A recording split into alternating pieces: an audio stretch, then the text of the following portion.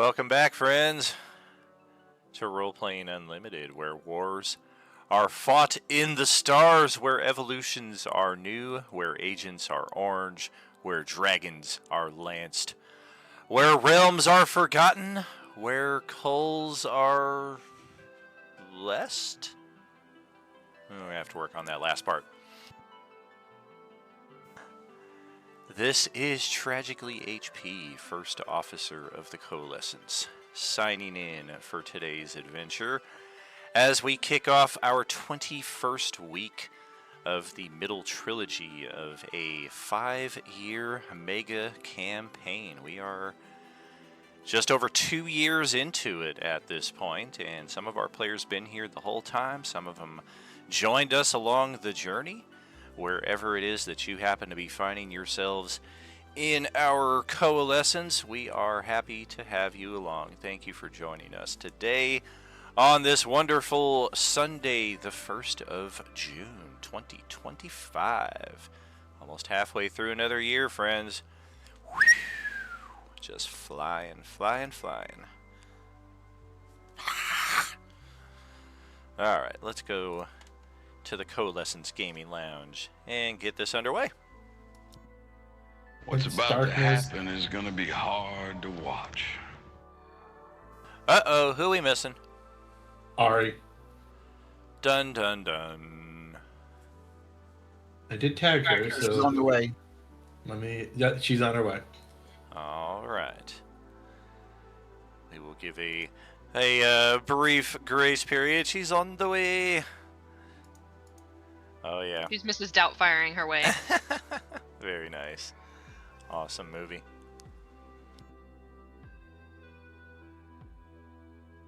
Well, happy Sunday, everybody. What's happening? I'm in OKC. We're going to go kill some vampires. It's my favorite. Chinese buffet. It's my favorite basketball team. Used to be the Seattle Supersonics. Good old Oklahoma. Oh, right. It was that. So yeah. When we came down here and now they're in Thunder. Yeah, exactly. Yeah. Well, speaking of thunder, I woke up to a thunderstorm in the middle of the night, shaking my damn semi. Oh, geez. Yeah, I hear. I see a lot of people on social media complaining about rain today, and I'm just, well, the grass is always greener, maybe, because yeah, I was in 106 degrees, not a cloud in the sky to shield you from the onslaught of the sun. In defense, for the cities like where you're at, if it sprinkles, it floods. Oh, for sure. I mean, Vegas, they're finally starting to get it together, building a decent flood management system, but it took a long time. I remember back in the 80s when we would get the slightest bit of rain, and yeah, everybody stay inside. The whole city's going down, like a centimeter of rain, and you better get the sandbags out to surround your property.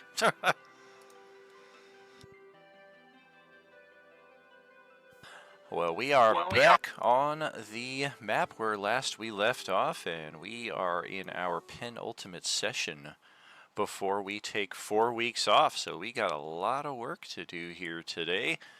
If you sense that the story is being pushed along at an occasion or two throughout the next adventure or two, kindly understand that that is all part of getting us to where we need to be.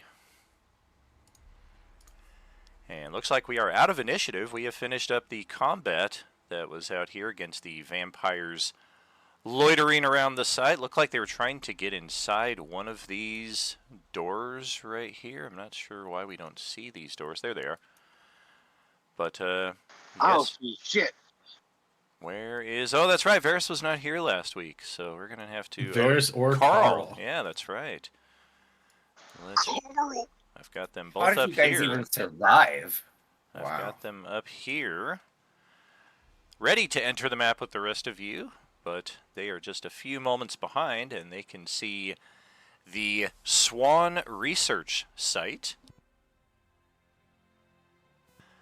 Proudly owned and operated by Monsanto, which is a whole other bag of worms to get into. This is definitely a secure government or perhaps highly private corporation facility. There are no windows on any of the buildings aside from the entry one right near here, which you have to imagine is probably where the guards were stationed to handle the operating arms to allow vehicles to pass into and out of the facility.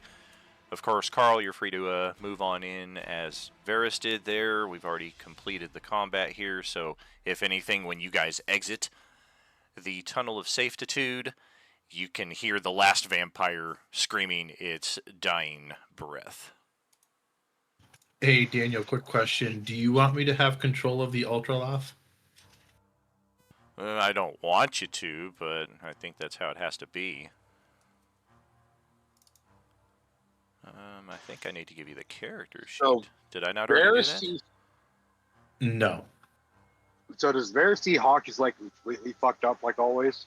That is correct. It looks like a fire spray class starship fell on his back after he was probably trying to bench press it.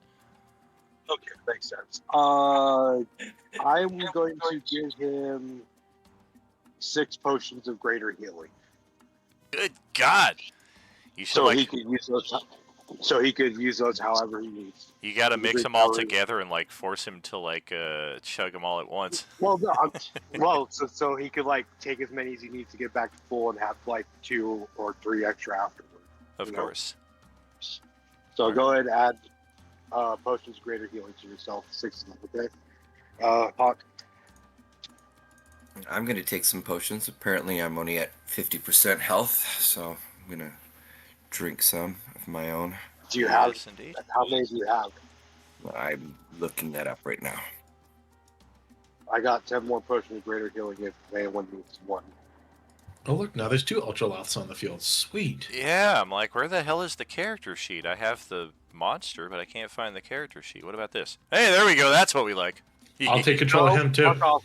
Fuck off. Fuck him off right now. Fuck him off out of here. Oh, yeah, he did. Subterranean lab. Oh!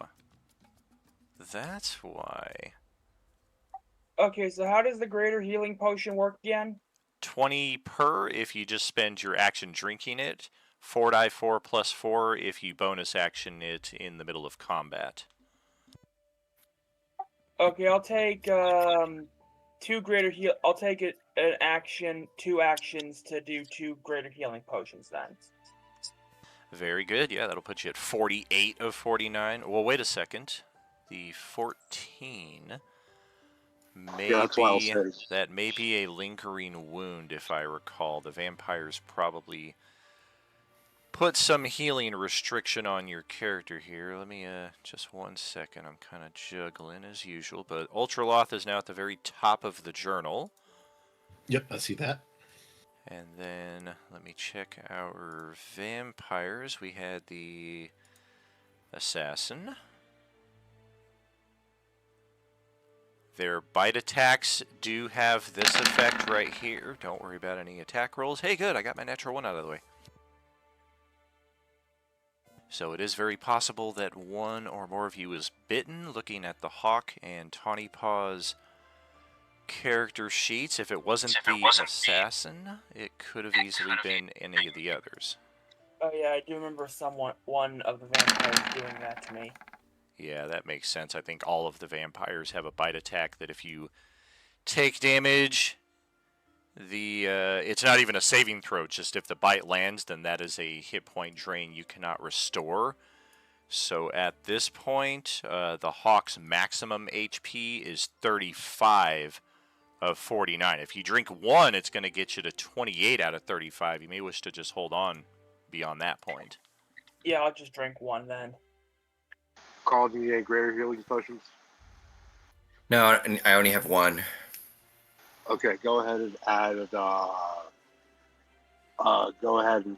5 more to your inventory.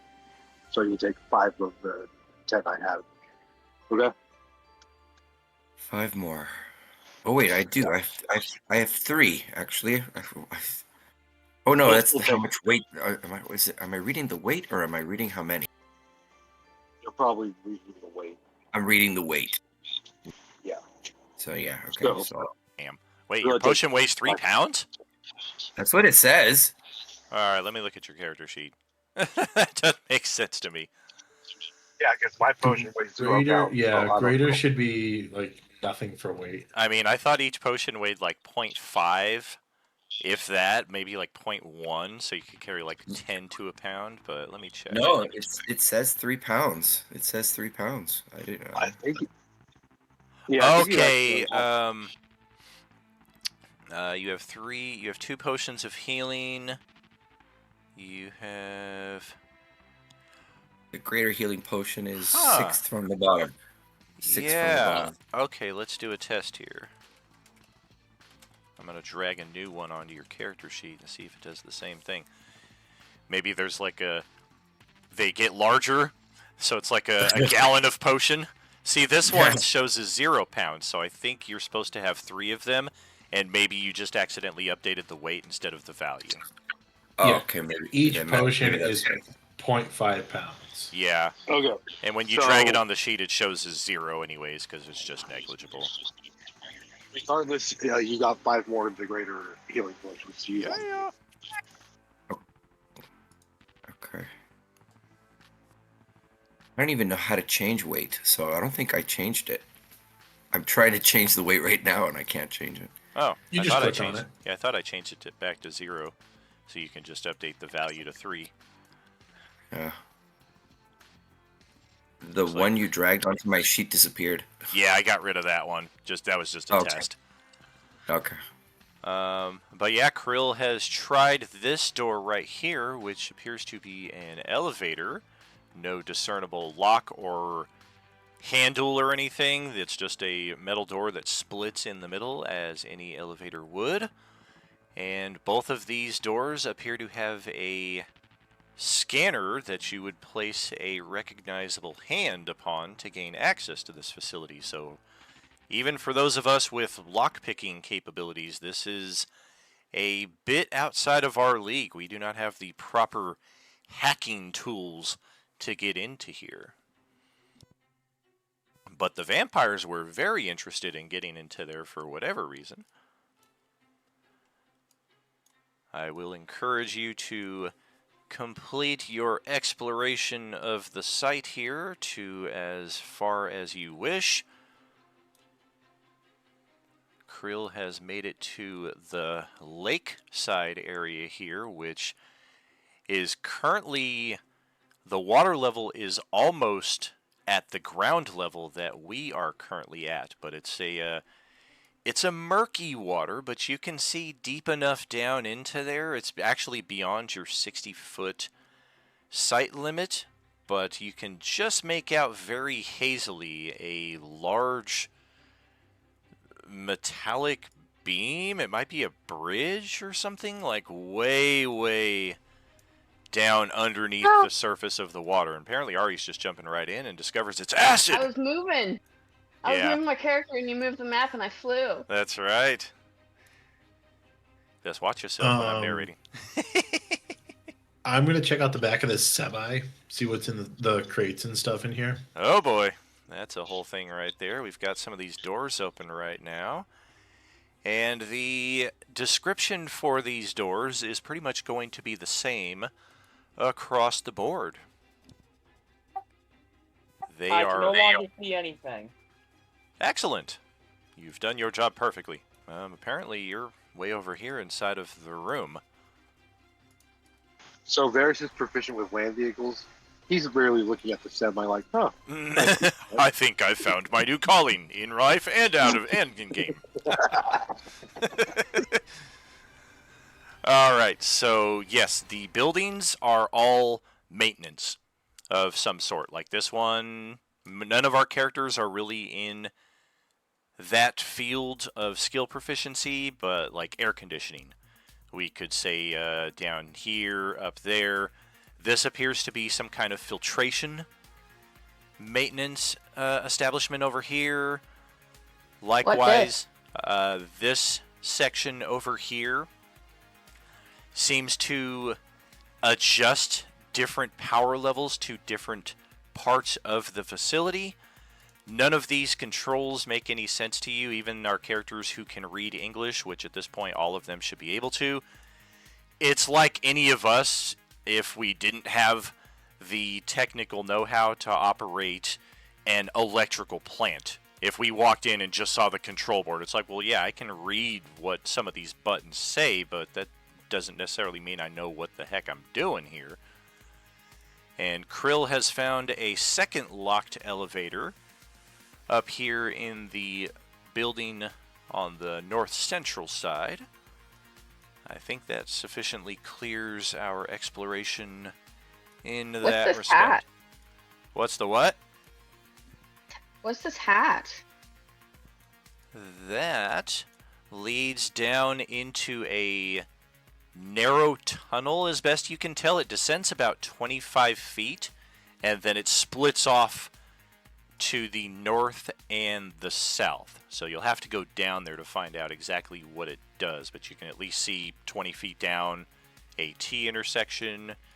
Nothing else of interference or interest there. Inside the semi-truck, we have a number of fragile crates right here. Each of them contain sheets of glass. They are highly molded and very technically specific. They're basically like plates of glass, but they do kind of have an indentation like a plate, seemingly to maybe keep something inside of there. Kind of hard to tell. These crates right here are filled with the organic and rapidly warming remains of some kind of creature. You can recognize organs and biological components in that respect inside of these crates, but there are no discernible masses of body for you to even identify like what these organs may have come from. They don't seem to be human or anything that you recognize offhand. And then If one of us lastly, is down to get gross, can we like dump it out and like piece stuff back together to kind of see what sort of thing we're looking at? that may happen. The last bit that we see here in the clear containers all the way up against the far side, just as it appears to be. You got to zoom in pretty close, and even then with the haze it's not obvious what they are, but they appear to be some kind of very large, almost as big as any of your characters' heads. Mushrooms. Flat mushrooms. That's- Maybe like 2 inches thick, but as far as like width, about as big as any of your characters' heads. Maybe Radabaru should try one. Like a little dinner plate. Don't try mushrooms you haven't identified. Rule number 1. I'm more of a smoker than an ingester. And Can Tiny Paw investigate the mushrooms? you can go inside the semi and check them out. Hey, does anybody know what this thing is right here? It's kind of weirding me out, and it's just like chilling out next to me, and I'm kind of scared to back off because like it might kick my ass. Oh God. It's just slowly caressing the side of his face. Carl, did you do this? Carl?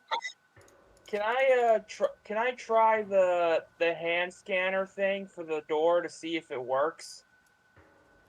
You try it, and it does work, at least in as far as Not Carl. Okay, can I punch it? Sure. Roll. No. Hold off, hold off. what Curious. is- Sahar wants to try something. What is Hawk's passive perception? 11. 11. Roll perception.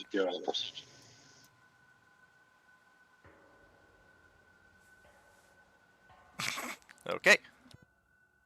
What was Sahar going to do? Tawny Paw was rolling investigation. Sahar wants to, because the vampires originated from this room with the elevator hand scanner, and she knows that they came from there, but she's not quite sure what they'll do. She's gonna grab one of them, maybe the mind drinker, by the wrist and drag its corpse into the room Mm-hmm. and press its hand to the hand scanner.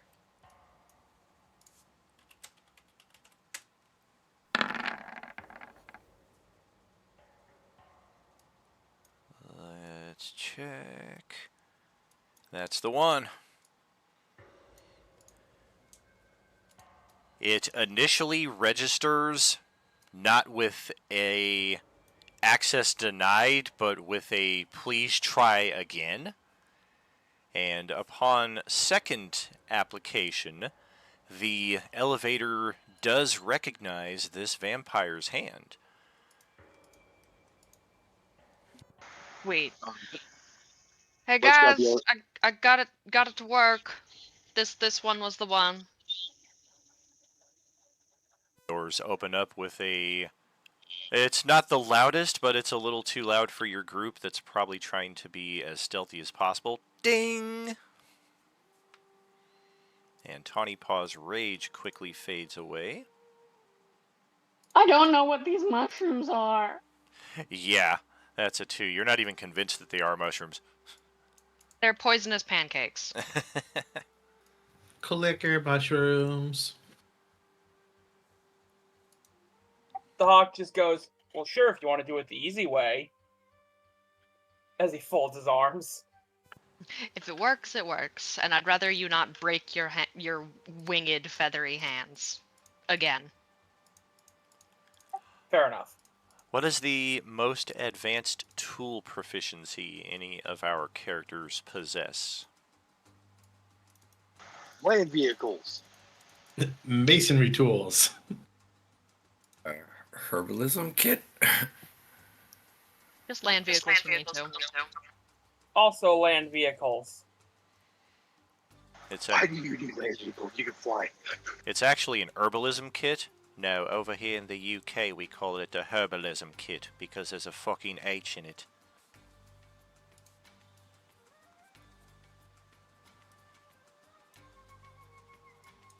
Alright, well, with those tool proficiencies in mind, you may proceed as you were.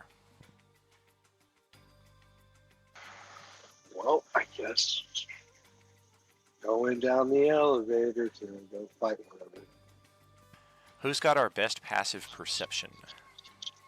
That would probably be Alaric at 30. 30, that is very good.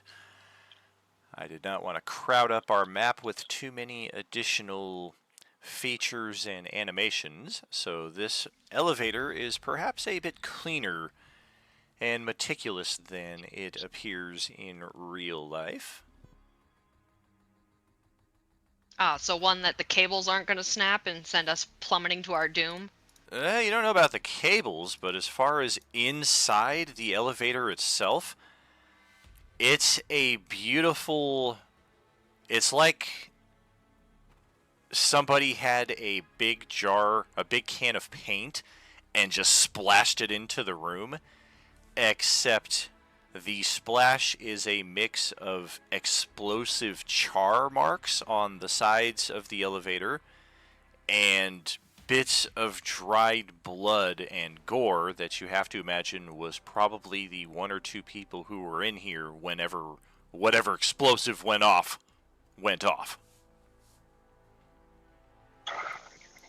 Worry. So freshly painted walls. That's a good sign.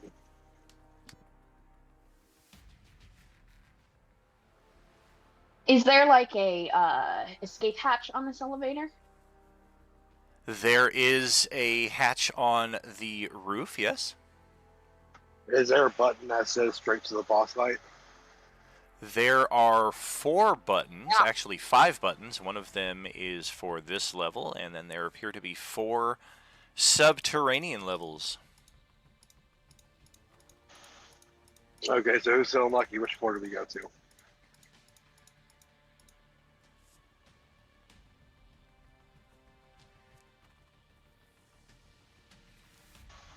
I say we just go to the next floor.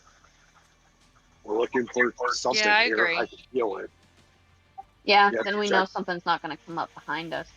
We should cut off Yeah. the hand of the zombies of the vampire, so that way we can access the elevator when we need to get back in. Good That is thinking. a fair point. Yeah, Sahara will get her back out and use her halberd to lop off the mind drinker's hand and just kind of hold it in her own for now. All right. We'll claim that. No problem.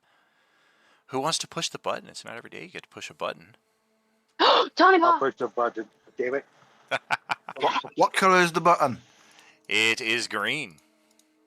If it was a big red one, then Quill would have pushed it for. Yeah, that's fair. Do that stupid thing and push all the Okay. buttons. Tony Pop, push the button.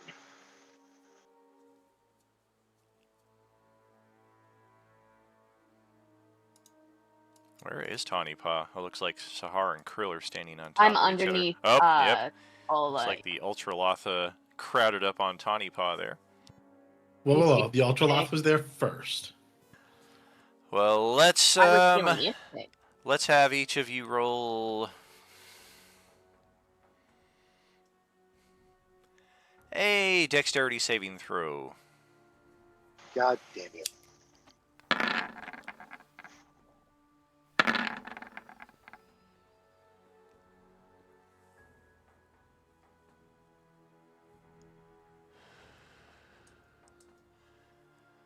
I need no 16 passenger not. Bad news for a few of you there. I should let you know that these saving throws are at disadvantage. The DC is going to be 15. Oh, thank God. Okay. Is it I'm that gonna little weird feeling you get in an elevator and we all just aren't expecting it, so we fall down? You get the vertigo. I'm gonna inspo mine just because it's not great. Very good. I'm gonna force point mine. All right. Thank God I passed mine by the cheeks of my ass. Yikes. There's definitely some clenching going on here. Yeah, mine's good.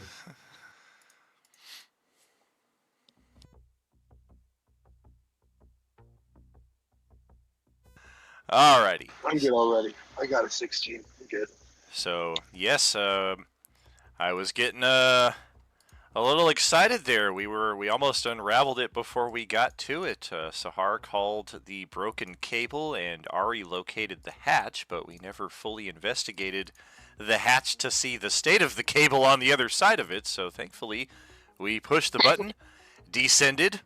Said cable got us about 10 feet before whatever explosion went off in this elevator seems to have had a farther reaching impact. And yeah, that cable is sending us down to which floor are we going? 1 through 25, the next one. 26 through 50, the one after that. 51 through 75, the third sublevel. All right. Can the hawk fly out through the hatch and grab the cable? That's a negative. Once the elevator begins descending, gravity and momentum are pushing against you, forcing you down. That's when you're rolling your dex saves and taking damage. The hatch was also never opened, so we simply don't have enough time to affect anything in that respect. Okay, sorry. That's all good. The massive damage that we all take, we're at disadvantage because we're all crowded in here and there's really just not a whole lot of room to move around. This is also not an evasion subject AoE type effect, so it does bypass that. Normally it's a normal full damage or half damage. Radabru did not roll his save, however. The Ultraloth did also not roll his save. Oh, Red got a 7. Oh, nope. Ultraloth is not fine. All right, Red got a 6, Ultraloth got a 7. Alright, so the damage is 19 if you failed, 9 if you made it.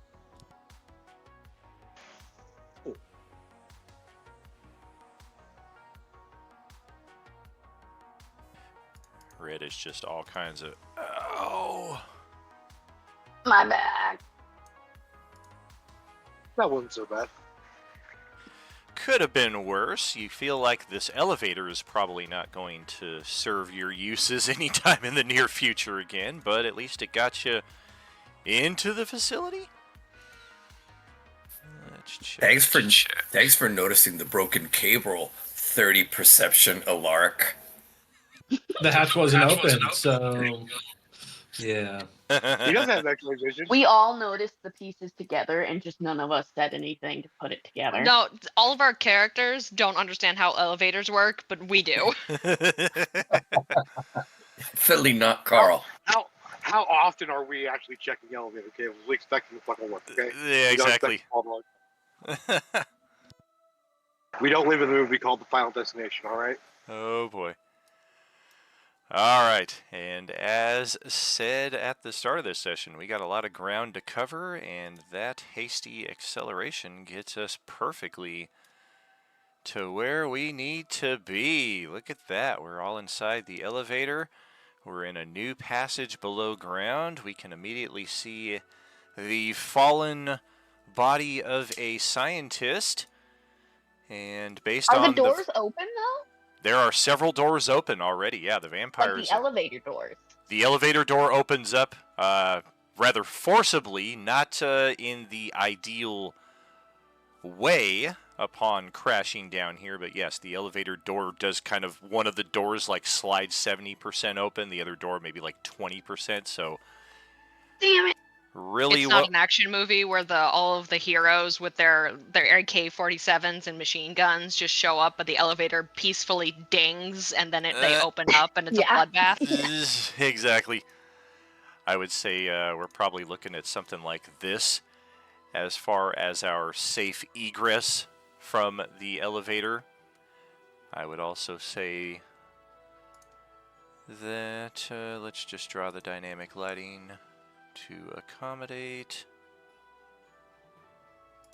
Right there. Vampire Spawn Sorceress, aka Lady Gaga. There we go. Dynamic lighting cutoff should register correctly now.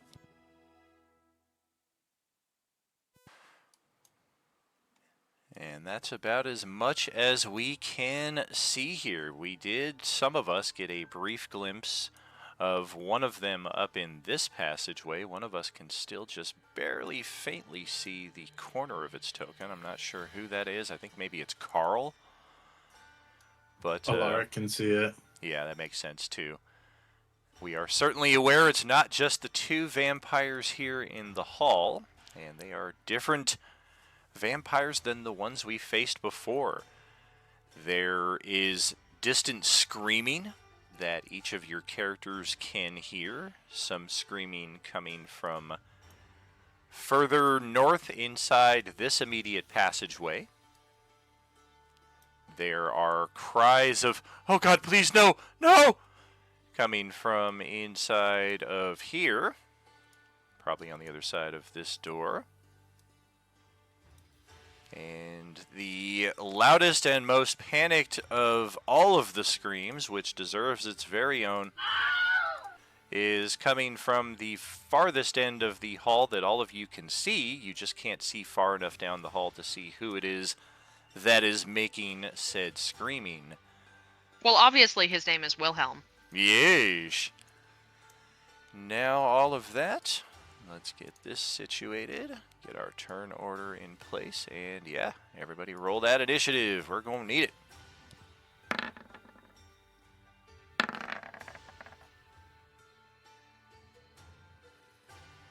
Alright, good start for the initiative.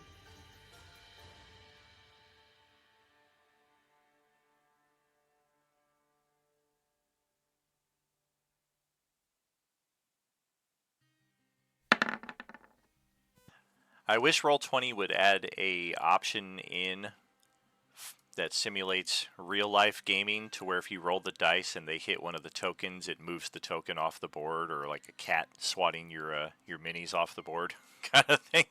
No, because we would always be just aiming for the tokens every time, just trying to get the enemy like, oh, he died. God killed him for some reason.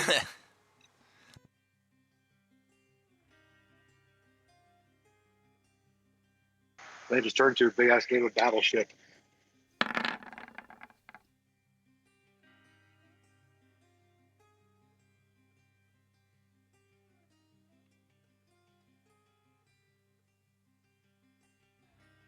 Yeesh. Alright, we got that set. We got red. Ultraloth got initiative as well. Yes, it do. Yep.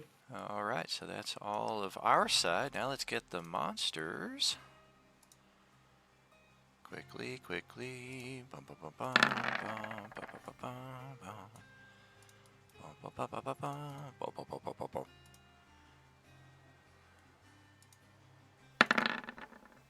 Ugh.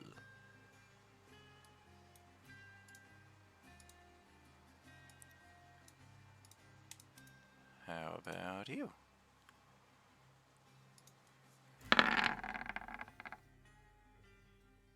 Alright, we're moving up in the world.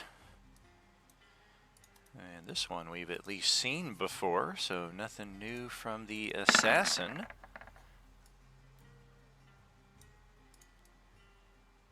And then we've got... oh, what is it? 1, 2, 3, 4 people who require your saving. We'll just Why you always gotta make us save people? They end up dying half the time. We'll get one for you. One for you. Oops. Elena, Dr. Palmer, Dr. Gunn, and D. Yeah, save Callus. save Dr. Palmer. He makes the lemonade.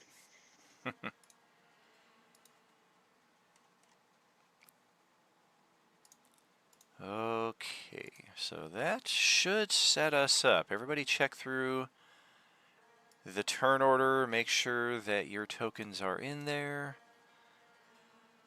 I will make sure we don't have any ties.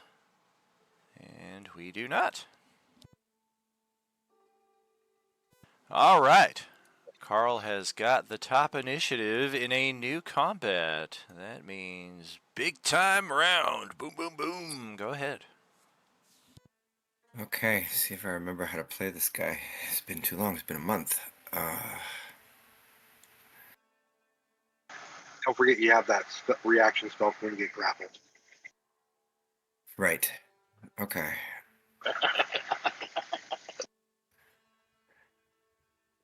Okay, so Carl has 2 attacks plus his ranger attack. Right, and then you That's get that 3 attacks. Gloomstalker damage and the bugbear bugbear damage. Bugbear damage. Okay. Alright, so he should get 4, I think, in total with his bonus action. Okay, I'll do the first one. Okay.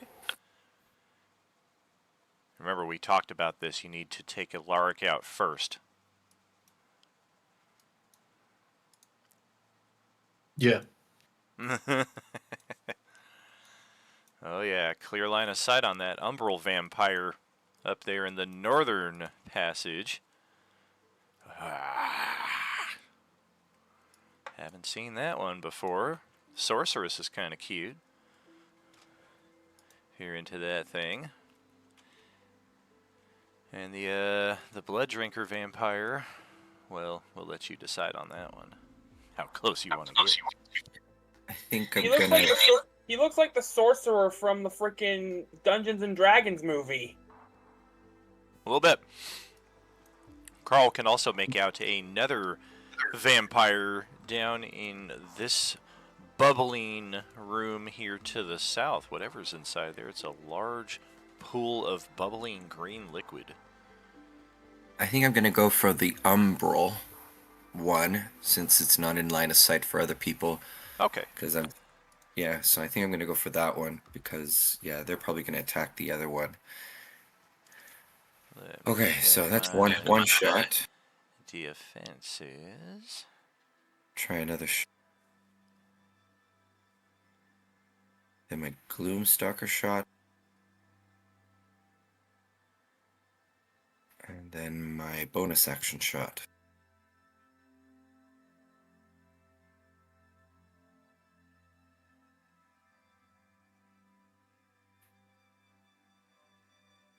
Okay, so Okay, those will all hit. oh, they all hit. Oh, okay. Yeah, target for this thing is 14.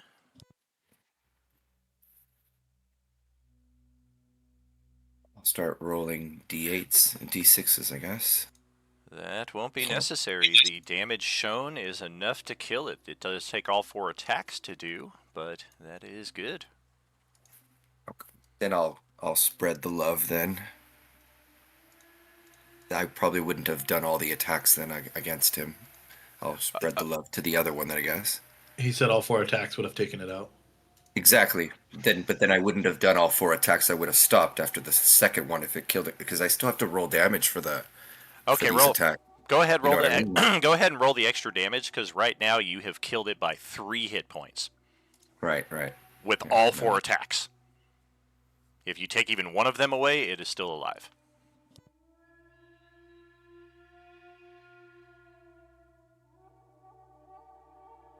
All right. Then we need to divide that by the attack. So bear with me a second here. Yeah. I do hope That's we why don't I'm- end up. I do hope we don't end up with the same result, because this is going to be a time waster if it is. Oh. Well, So that's why I don't like 22, doing all the rolls. 27, 28. That is after 1 attack.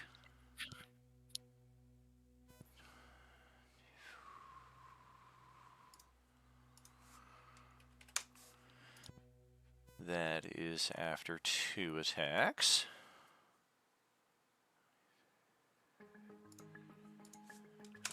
That is after 3 attacks. I have 1 hit point left. So it will still take all 4 attacks to finish this thing off. Ah. Okay. Okay, so let's check over with Krill then for your turn.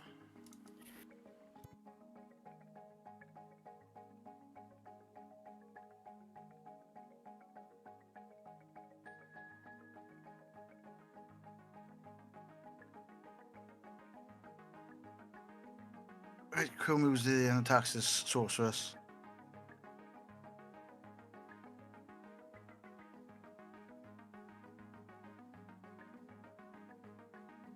Very good.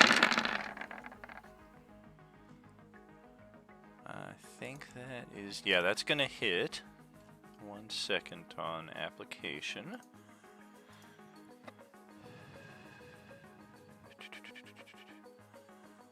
Okay.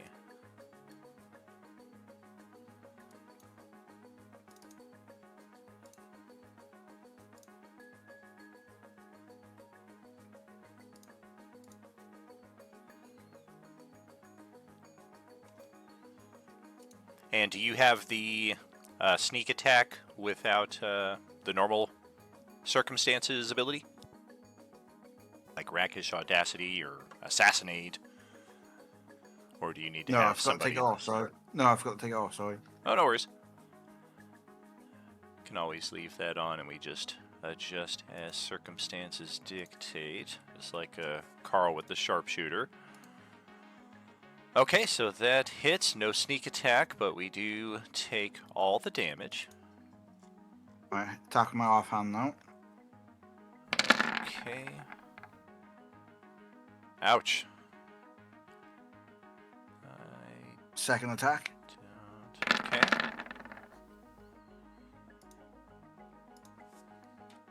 And then the food for the dread ambusher. Fuck! Alright, well, you certainly have her attention. God! 4 points of points. Is that it?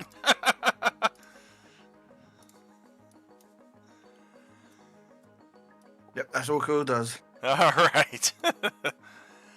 Let's see what Varys has. Welcome back. Okay, there's one.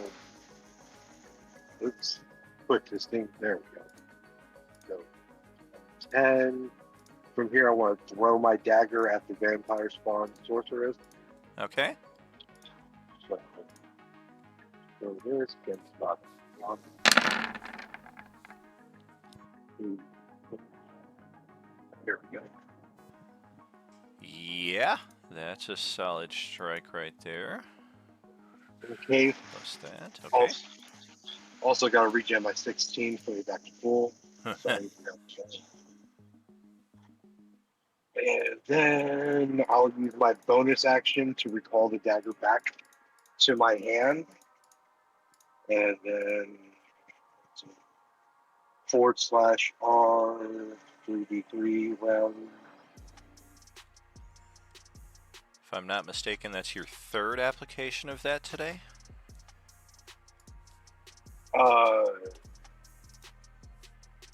How did that power work? I thought I don't I remember feel if you did tell I me. can't remember if it's unlimited or if it's a certain amount of times per day. If I limited it's it, on- it's probably your prof bonus. It's only limited to how many items I could do that to.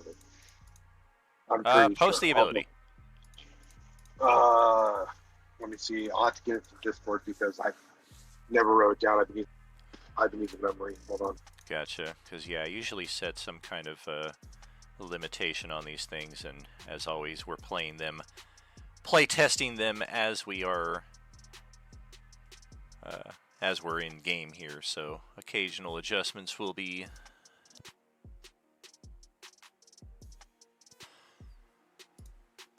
All right.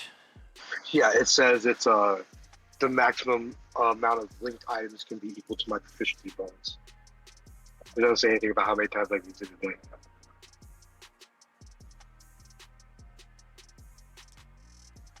Whatever. We'll double check on it later on. It's not imperative right now, but yeah, I may make some adjustment to that.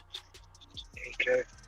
So now it's back in my hand. I'll finish charging at her, and then turn on my modifiers, fighting style, like that, and then attack once more with the other. Okay.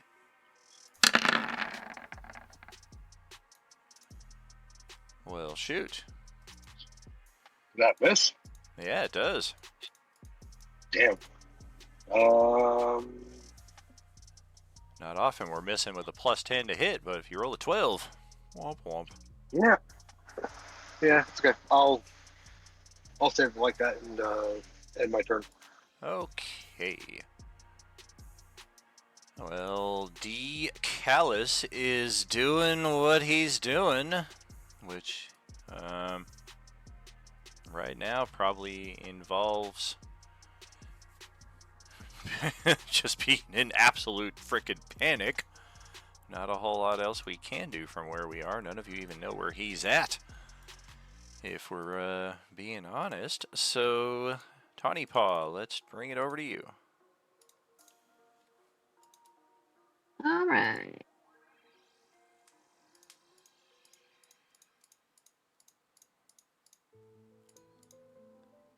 Yeah, if I'm not, well, I'm not. I'm saying it to be polite, if I'm not mistaken. I know I'm not mistaken, but I know we're in not the best of shape entering this section of the closing coalescence, as we tried to get a long rest last session because we felt we were in need of one and were unable to do so.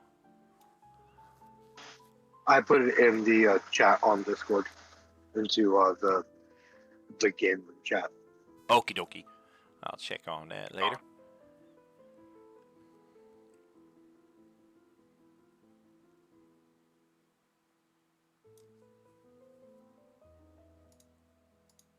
There we go. That's what I'm gonna do. All right. Woo!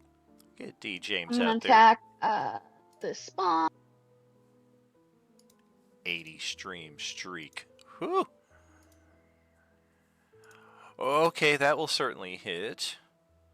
Thankfully, And I'm not raging right now. I thought that might be the case. Thankfully, we are undead and we are immune to poison and necrotic. But 15 bludgeoning is not something we're immune to, so ouch. Sick. Please let me live. My initiative isn't for another 10 characters. Nah. Okie dokie. You take care there, buddy. Hope you feel better. I'm sorry. That's okay. No worries. Gotta take care of you. Absolutely. Real life first. All right, I'll see you All guys. right. I'll try and be good for the next session. I'm sorry.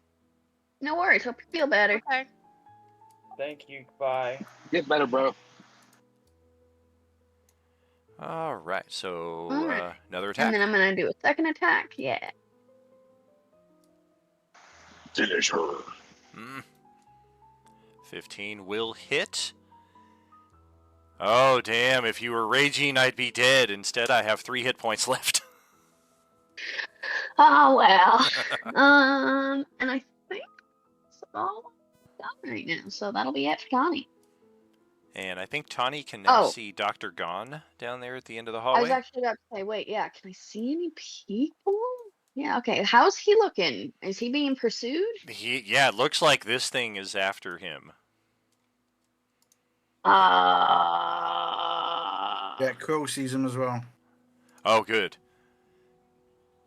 Yeah, I should just be at the far distance of Krill's line of sight. The Ultraloth also has a distinct advantage in this area, as Johnny pointed out earlier.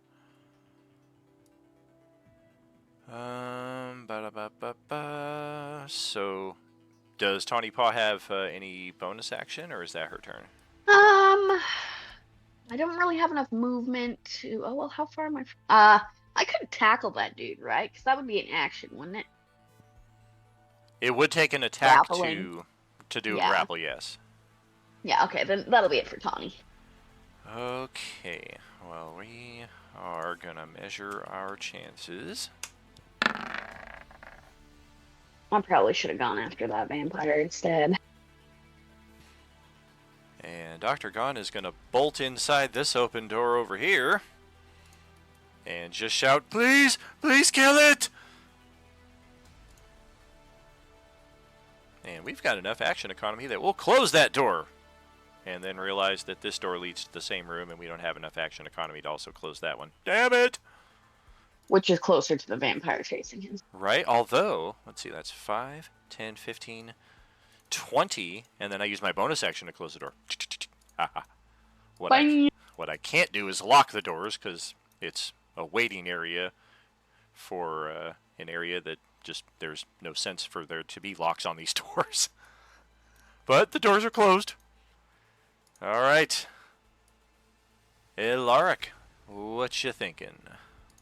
All right, so Alaric's gonna step up, heal his 6 points. He's gonna pull out something that nobody has seen yet, and it's a very nice, shiny silver, almost celestial pistol. We almost, And we almost he's hit gonna He has Gat. a gun. he's gonna aim at the sorceress. Oh no! I'm gonna use Varus for a plus 20 armor class bonus. Oh! I'm gonna inspo that. Alrighty.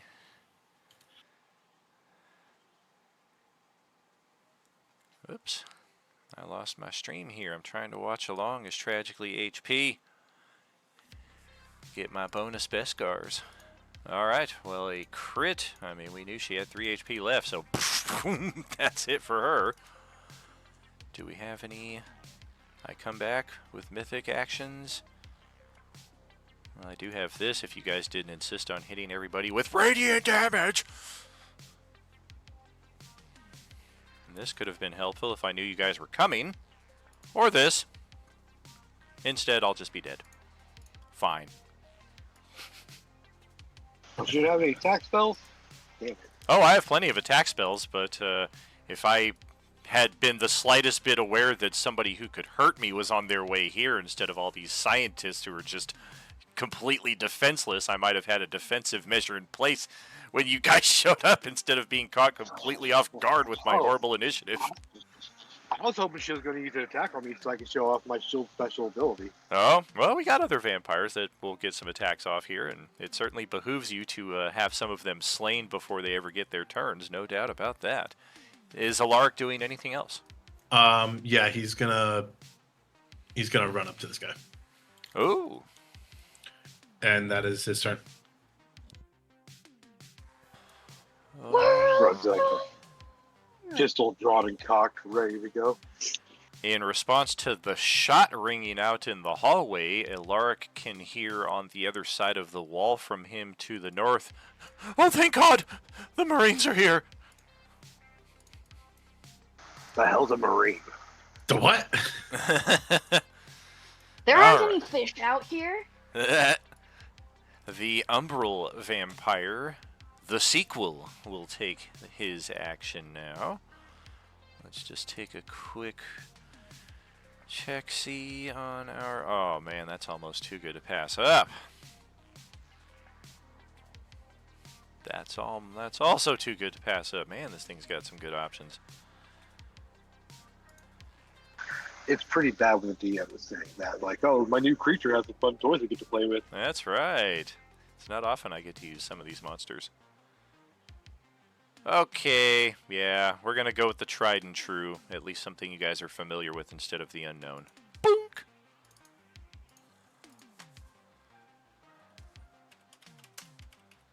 And of course that's going to be filling the Krill Tawny Paw Varus zone right there, since we got 3 people tantalizingly within the AoE. So I gotta make a DC check? I got Navard's Black, Tentacles. Oh, I should not say it that way. Right here. If Carl would do me a favor and scoot 1 square to the right, I could get 4 characters inside of it. I had a feeling. Yeah, you did. Okay, So we have it's you have to make when those- you enter it for the first time or when you start your turn there. So this is not an immediate thing. This is something that will take effect on your next turns. You will roll a dex save or take bludgeoning damage and be restrained. If you start your turn in the area and you're already restrained, you take automatic damage. So effectively, if you fail your save and start your next turn in there, it's going to be even worse. And you can use your action to try to make a strength or dex check, not athletics or acrobatics, against the spell save DC. On a success, you can also free yourself. So a few different options right there. And then following that, ooh, our ceilings in here are 20 feet high, I should remark. This is a pretty spacious facility. Some of the hallways in here, particularly the one Diego went down, you can see the massive metal door that would normally close this area off. It's definitely meant for golf carts and such to be able to pass through here pretty quickly. But yes, foreshadowing the fact that the Umbral Vampire can fly, and will gleefully do so right down to this area outside of your attack of opportunity zones. Actually, we have 40 feet of movement, so we'll go the whole 9 yards. Question. Yo. So, I don't know how this would work. If he... Oh, no, so it's only melee, so I couldn't even pull out my Dragon Lance and hit him? If the Dragonlance was already in your grasp and it gave you a 15-foot reach, then that would have given you an AOO, but you cannot change weapons as a reaction. Okay. And I can't throw my dagger at him either. Correct, yeah. Ranged attacks don't work for attacks of opportunity unless you have something like Warcaster or special feats that allow the exception. Okay, yeah, I was just wondering. Okay.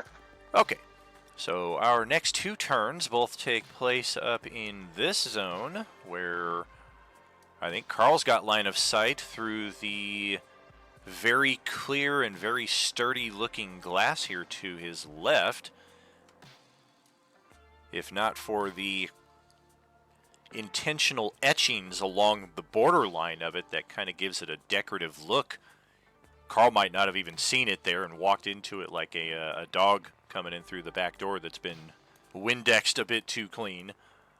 But you can certainly see this assassin up there. I think it's Carl that sees that. Some others may have line of sight, but I think it's just him. I see it. Krill might also have a barely line of sight on it from where he's at. But Yeah, Quill can just be I can see it. Gotcha. Yeah, depending on how closely I drew the angles, some of you down there in that black tentacles area have line of sight. and can hear Elena screaming on the other side of this door. And our assassin has a choice to make. What do we do? Carl does the Arnold scream to the predator. Come on, come and get me! I'm right here! I'm here. Kill me. Kill me now. Kill me! Do it! Oh, boy. Go figure, a vampire spawn assassin go after the weakest target to face it up like a man. Oh, for sure. Yeah, we're going to get up closer to the door here and draw our weapon. Let's try to stab through the locking mechanism of this door. Oh! That is a solid stab, but we're also going to need to use our claw attack. Holy moly, that's 3 natural 20s in a row. And that will sufficiently bust the door down, and we will get inside to where Elena's screaming only intensifies.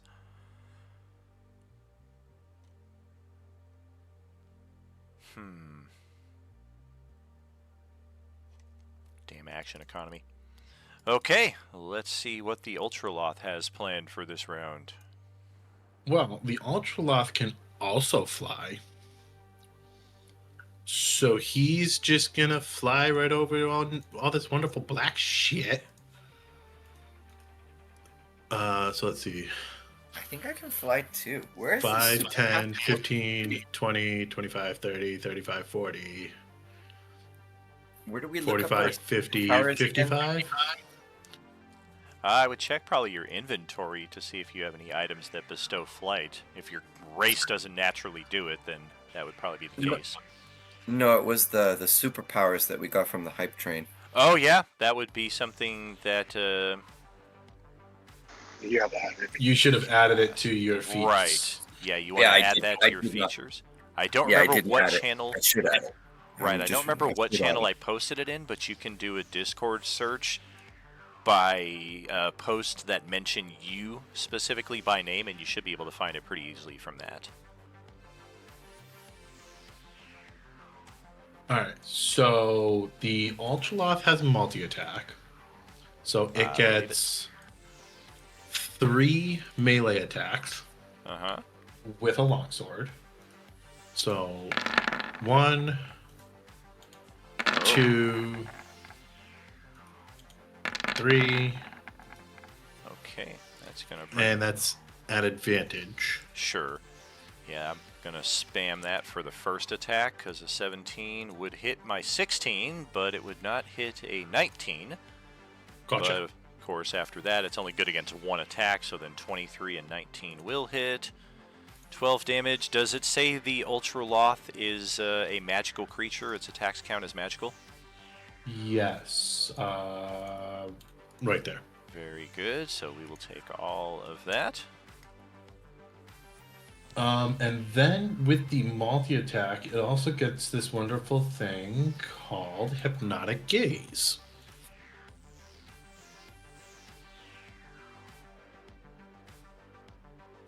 So it's going to use it on it, and it's a DC 17 Wisdom or be charmed, and the charm effect is stunned. Okie dokie. Wisdom save. Let's check it. Oh, so close. So he is stunned until the Ultraloth's next turn. Okay. Boink. And then I believe that is it for the Ultraloth. Dude, you could stun lock the blood through your vampire.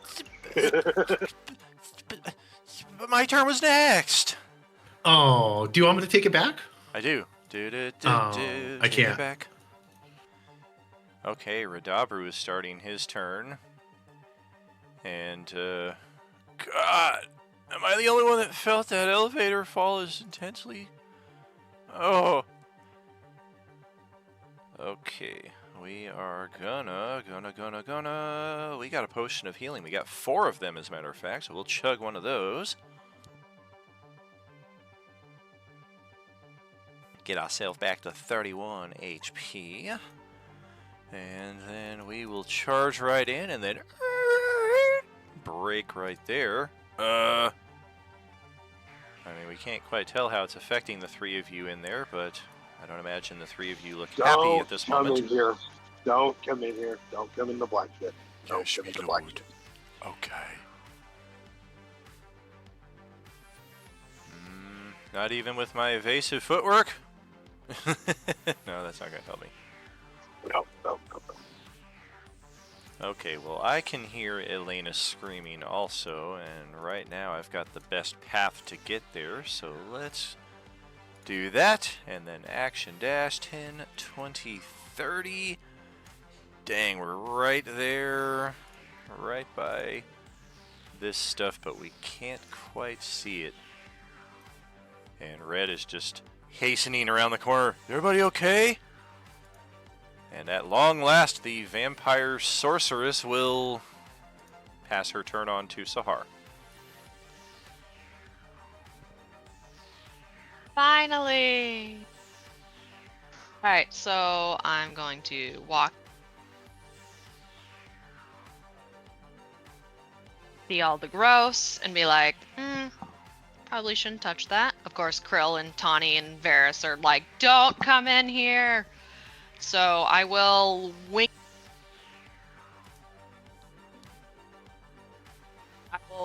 boot my way up and over the gross tentacles up on Mr. Blood.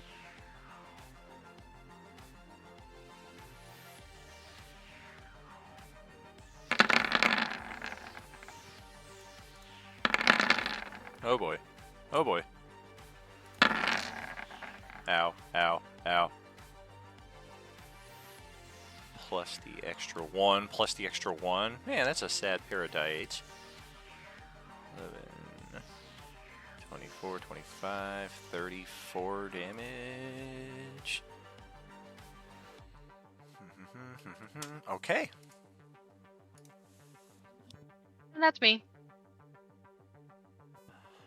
I need to summon some more vampires here if you guys will give me a few minutes. I don't think I did anything last round. Carl, your turn.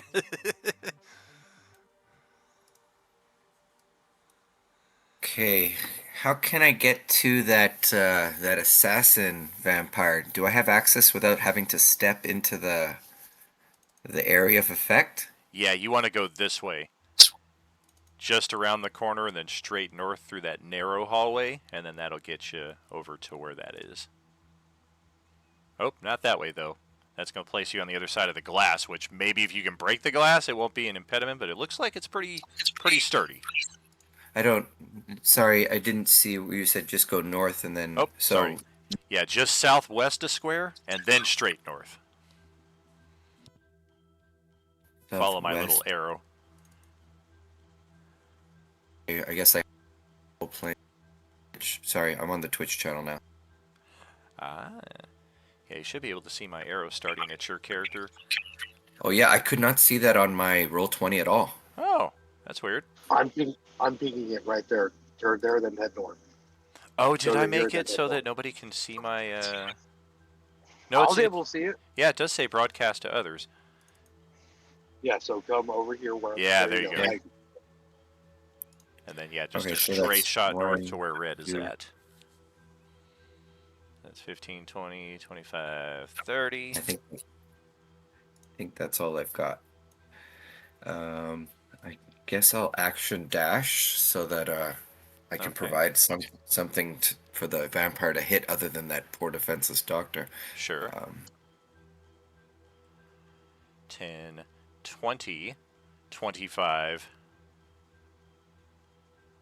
30.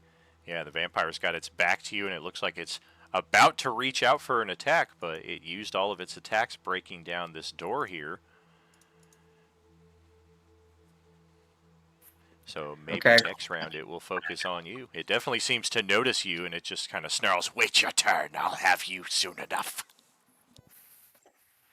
Yep. That's me.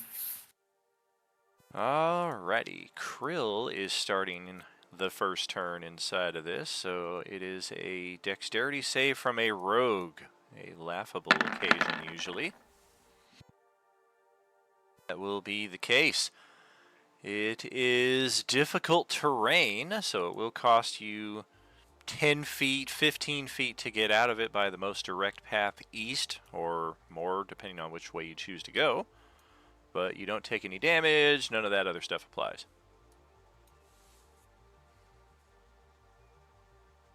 So yeah, that's 15, and then whatever you got.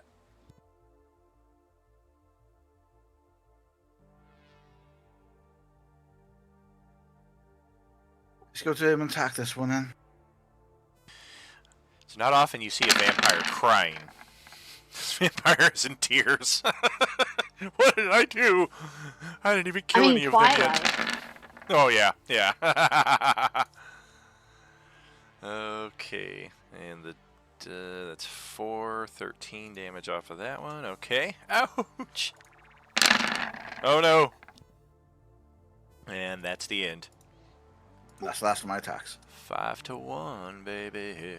1 and 5. And goes done. No one here gets out alive now. Varys is down 1 round on Use the Schwartz. And a dexterity save to begin. Okay, I make this at advantage. I make this at advantage because my spell guard shield gives me advantage on against spell effects. Interesting. That spell effects that only target you, or all spell effects? No worries. Go ahead, roll your save. I'll look it up.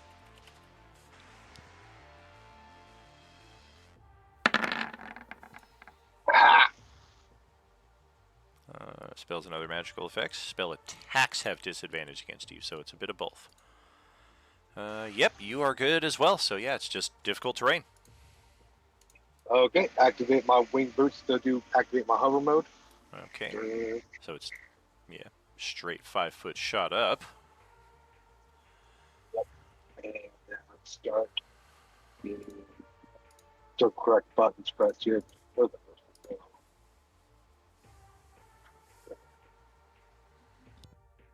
I want to fly straight to this guy. Cheek! Up in the air. How you doing? Starts pushing the button here to try to activate the door. Denied. Denied. 1 slash. Uh-oh. Oh, that was close. And then 1 more slash. Oh! Yes! Youch. 14, 18, 24, 31 more damage. Hey, that's easy math. Okay. Ouch. And I'm just going to be, on par with him, like, how you doing there? And then my turn. Okay. Oh, no. Question, is that spell you cast is a concentration effect? Oh, yeah, it certainly is. So, yes. Sure. Yeah, I got a good feeling about the first save. I don't know about that second one. Let's see, 12. Okay, so I made the first save exactly. And then the second one is what? 12, 18, 26, 30. That was 31, I think. So I need to make a DC 15 saving throw. Oh, all right then. I was trying to help you out, Tony. And I'll have my turn there face to face with him. Okay.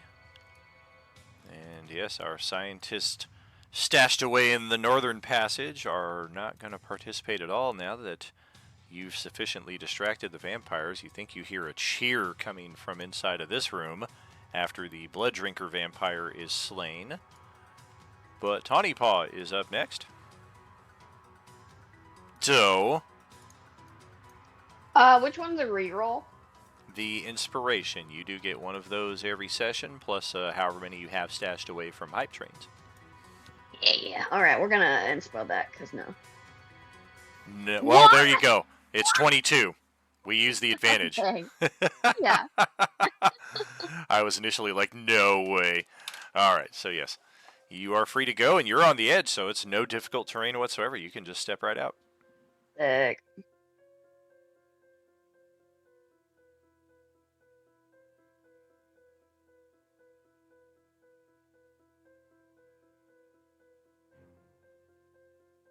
Perfect.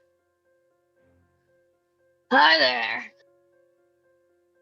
Oh god. And then, cause Varys is strong and can take a little damage, I'm gonna use my magmatic mauler. Oh god. Oh god. Ouch. Still not raging though? Alright. Nope. Ouch!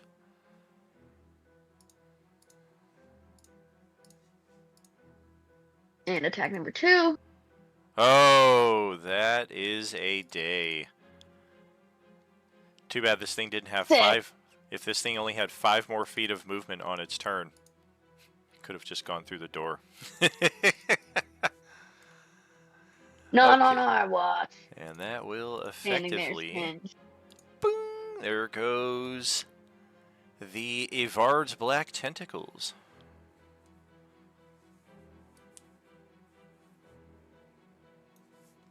I don't think I can Now do we'll have to any go over there other and gate rush stuff. the assassin vampire. Oh, come on. Yeah, should we all Carl is go right up there, that dude. wall? Carl and Red got that. I'd rather be safe than sorry. Yeah, if anybody's going to rush there, it's going to be Alaric who can just frickin' Benny Hill his way all the way across the board. Oh yeah, that's true. Alright, It's only that'll be it. 240 feet of movement.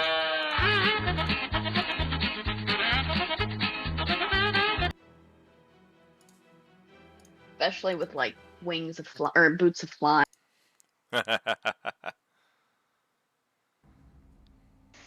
Only 240 feet of movement. Bruh. Get what you fucking deserve!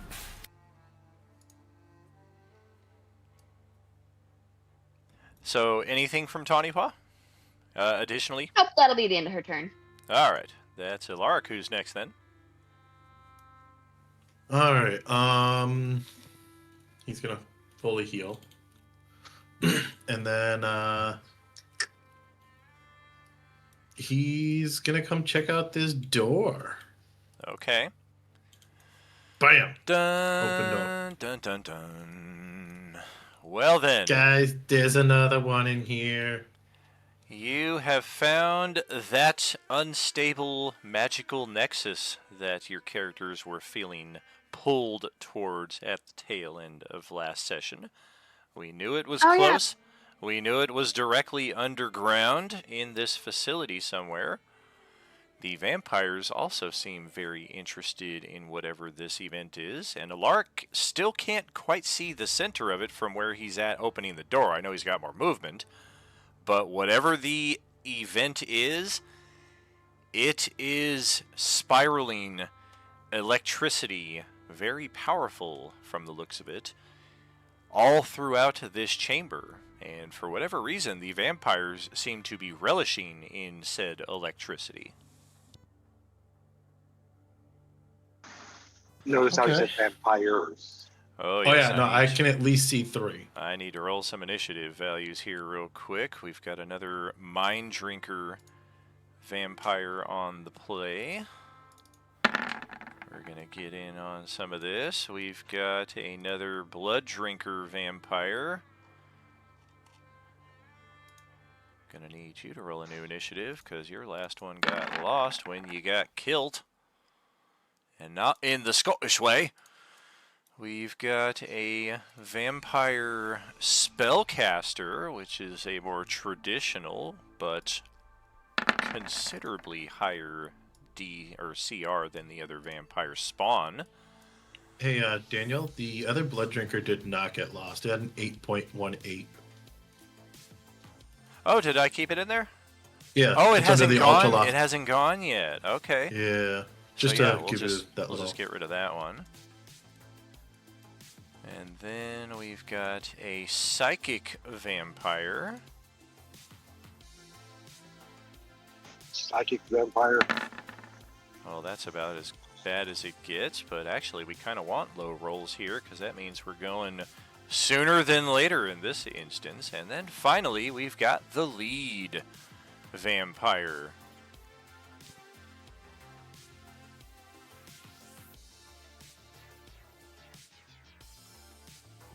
Let's check your initiative here. I don't think that accounts for it on this. Nope. NPC sheet, so I'm going to have to roll it twice here. A 12 or a 16. Alright. So we will take that 16. 0.18.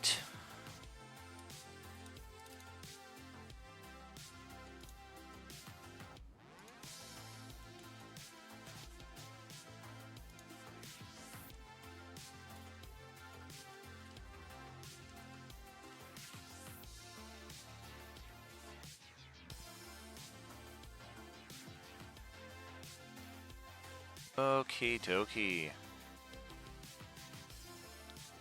Oops, that is incorrect. That is correct. Alright, so Alaric, let's continue with your movement. All right, so how far out is that electricity hitting? Can I like just enter the door and kind of be safe there?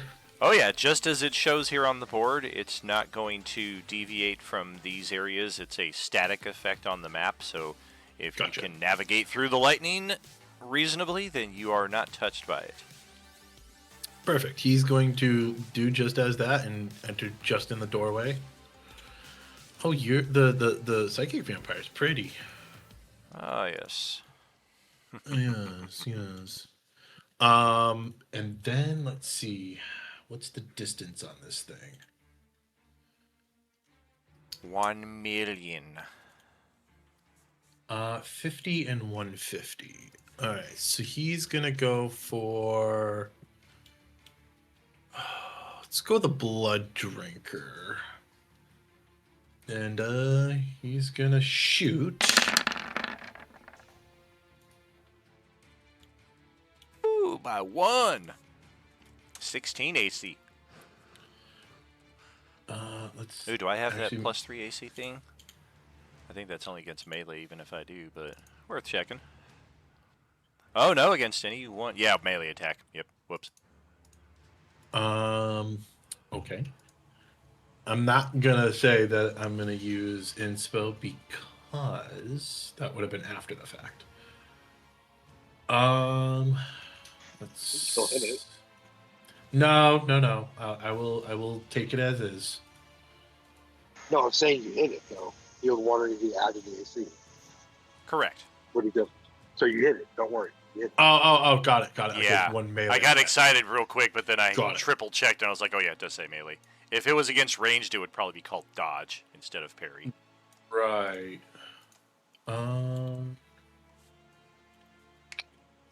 That's all I got. Okay. I need a pause here, which works out well because the next several turns are mine, with the exception of the Ultraloth. So, actually, let's take our halftime here, because this is going to take a few minutes to resolve, and I don't want to take away our in-game time, so I'll take care of this during our break. And everybody else go ahead and take that break. We'll catch up with you in 10, 12 minutes or so with some more RU Gaming.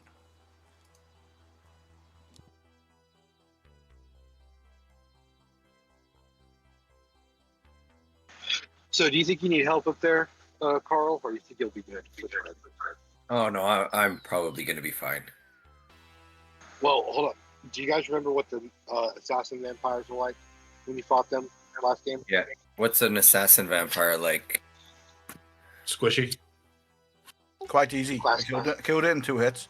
Yeah, Is they it were black? very easy to hit. Oh, they're glass cannons though. Oh yeah. Okay. Okay, so they can do damage, but they got low AC. So, I mean, you're pushing out 20 points damage at least a shot. So you should. And if you come into this room, just make sure you know you're getting hit by lightning if you don't dodge it.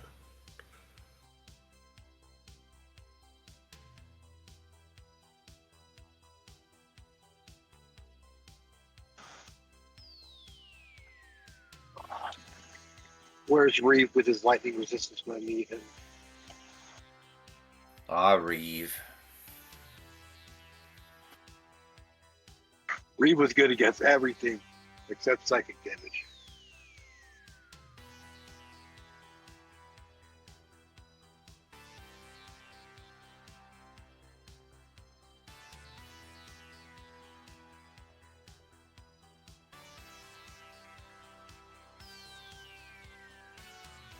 Okay, so did anybody see any of the items that they really wanted that was in the shop thing? Nothing huge jumped at me. Let's look. Because then I think it's just buying up the potions. We have a potion carrier, and then Where's the get red. list of? What's the subheading for the list of those items? Schwarzia, so blah blah blah blah blah. It's the mystical, magical. Oh, the mystical. And Oh, I'm wrong. Blah blah. Yeah. Emporium. Okay.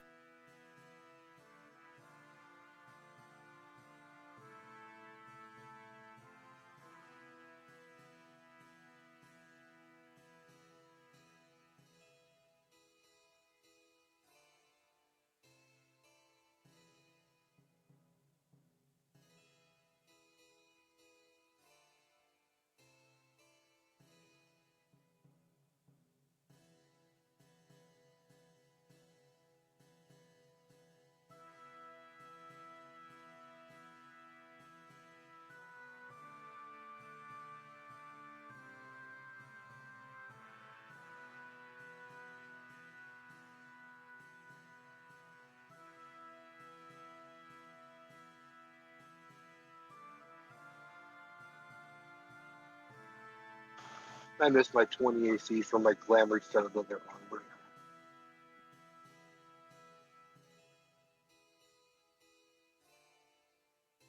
Did that require attunement? The glamour, no, but it's a rare item, so it's not available. That was a good thing about it. It's studded leather plus is basically +1 studded leather armor, and then it also can change the appearance as a bonus action. Oh, I actually need to get back a holding. Yeah, I lost that and my goddamn displacement cloak. I had a bag of holding too. I lost that. Is that the previous one or is that the current one? The bag of holding. The current list or the I previous think list? this is the current. Oh, okay, yeah. Yeah, I'll take a bag. Is it only one bag of holding, or did they just sell bags of holding? You know, I don't know. Oh, it says Helm of Comprehending Languages 2, so I'm guessing that means there's only two. So bag of holding, I guess there's only I one. guess there's just one bag of holding. Oh, you could share something. The only reason Yeah, I need it is just for money, but I leave most of my base anyways. the Helm of Comprehend Languages also doesn't need a tuning. Mm-hmm.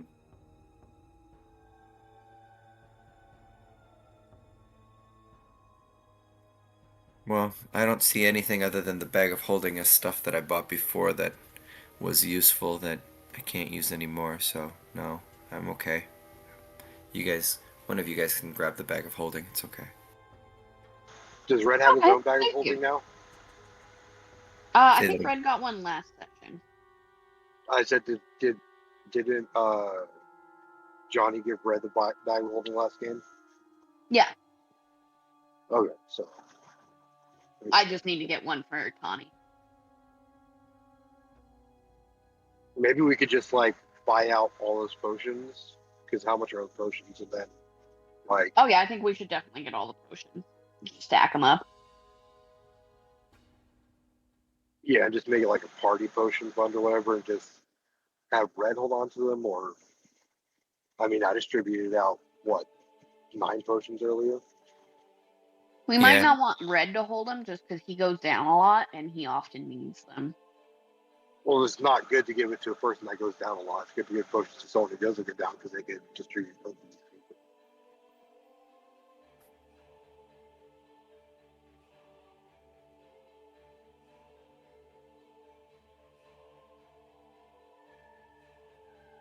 We can have our cleric hang onto them. Johnny's got 120 feet of movement each turn, so he can dash around and shove healing potions down people's throats. That is actually a good idea.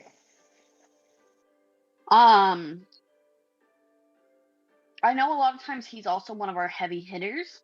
Does it make sense for him to be using his actions to heal people? Well, it's because it's movement, because he can get to across the That's battlefield true. quickly. Yeah, that's true, the movement. I think the ideal is to split them. I think more people in the party that have them, it's more useful because if Yeah. one person has them, but they're on the other side of the battlefield, and the person next to you had one or two, and they're right next to you, Yeah. I think it makes more sense to split them up. Well, we'll say that we buy them all. Somebody will just hang on to them until the end of combat today, and then we can do a Yeah. tally of what people have for potions and divvy them as needed. I agree. Yeah, that sounds good to me. Totally. Maybe Yeah. like make a doc or something to make sure that like each person or character has some on them. Well, for that thing, like I have 5 potions of greater healing and 8 potions of supreme healing, so I'm good on health potions. Yeah, I've got 8 normal, 6 greater, and 11 supreme. Yeah, I've Yeah, got I'm a bunch stacked. too, so I'm stacked. So it's just a matter of But buying maybe them we and do buy them all and give them to Red. Yeah. Yeah, If we'll all see of us have who potions, needs them. Yeah, we'll see who we needs them. can just hold We on can't to them, we and then can't if we trust use Daniel them in to go battle, shopping for himself. yeah, he's baked all the time. He just gets to the merchant and he's like, "Wow, man, what snacks do you have?" do you ever think about turning this thing into a bong? Yeah. Me every time I see a cool bottle. Damn stoners. One I'm of not my saying favorite anything wrong. stoner jokes is to like give a bunch of stoners weed and nothing to smoke it out of, and then in an instant they all become engineers.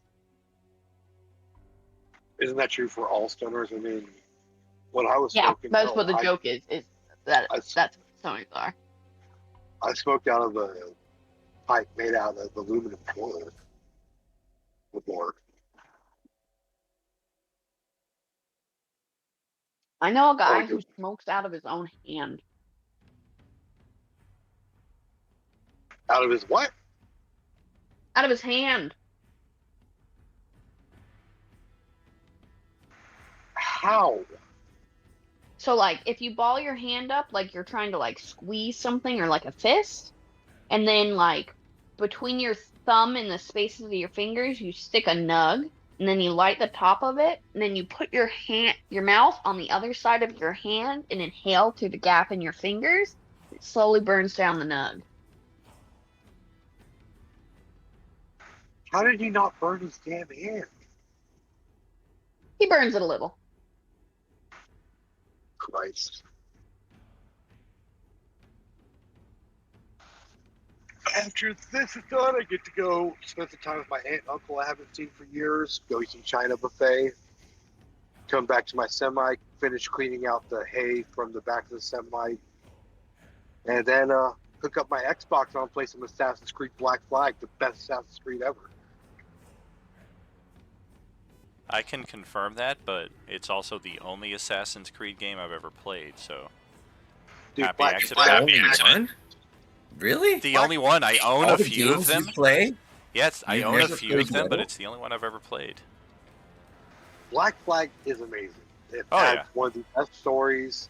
It had the best ship mechanic combat and all that type of stuff.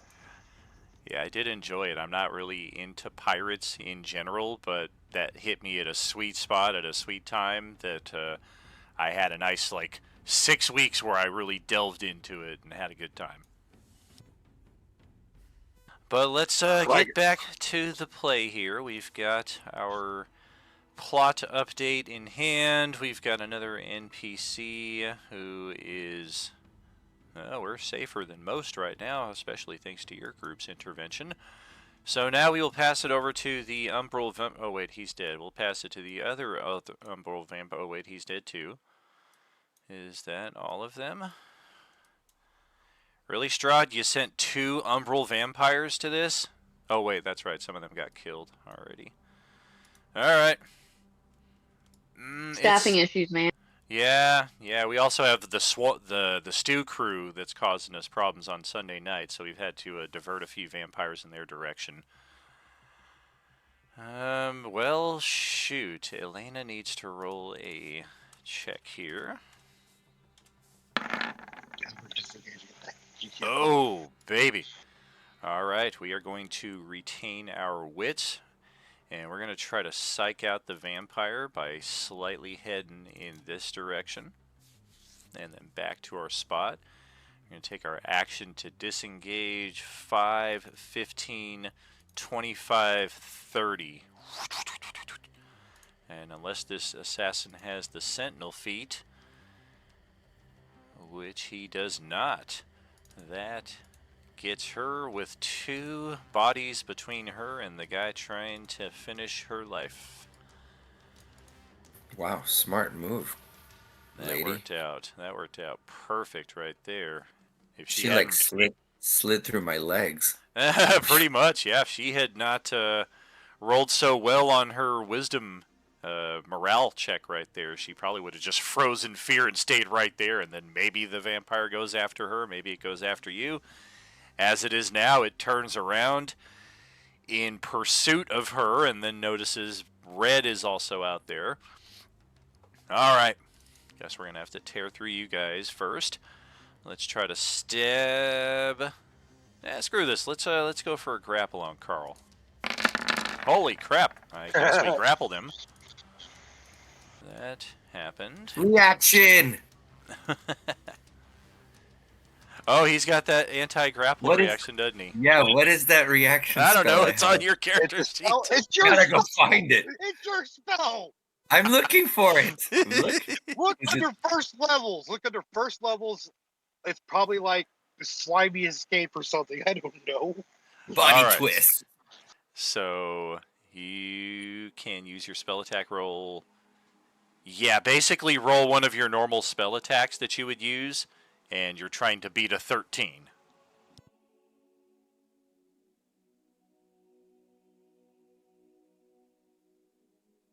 Place of your ability check to escape. Spell attack roll. Okay. Yeah. Like firebolt or something? Yeah, exactly.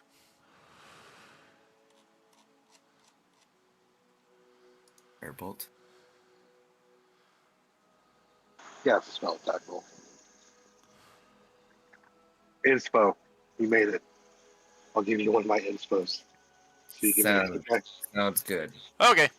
So, yeah, this thing gets a grab on you, and just as quickly you twist yourself out of the way, so it realizes, well, damn it. It's going to try to stab you with its short sword. Ah!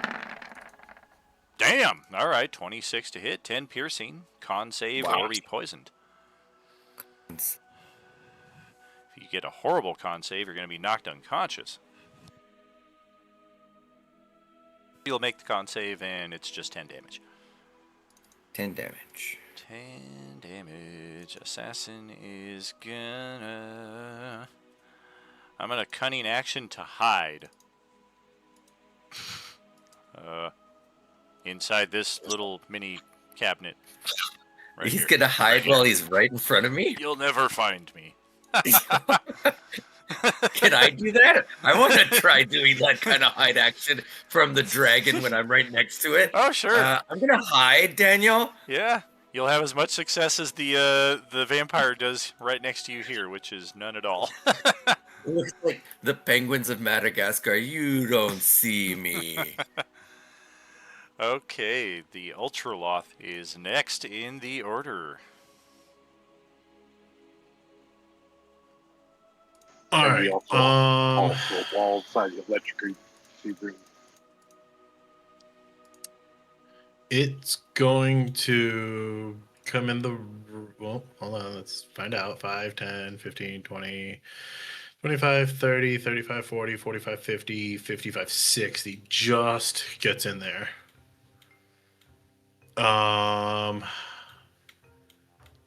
He can see everything. Damn. Oh, yeah. I cannot, however, so let me take control of that character sheet so that our streaming audience can also benefit from the Ultraloth's field of vision. Yes. Let's see.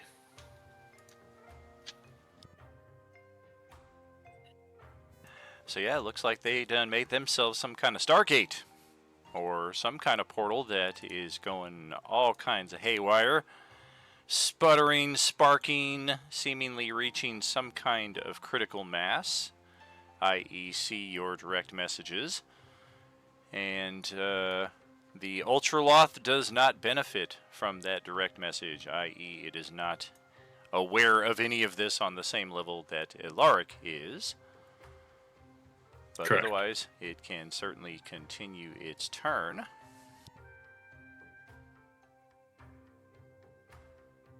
Okay.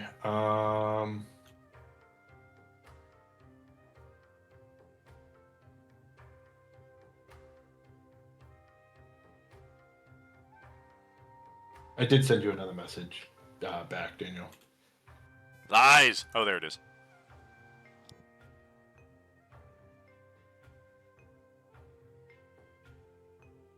All right. It's going to...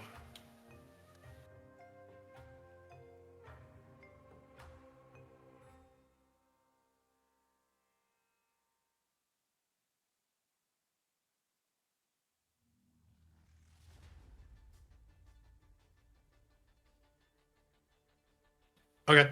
So it's going to use Wall of Fire at 4th level, which is a 120-foot range.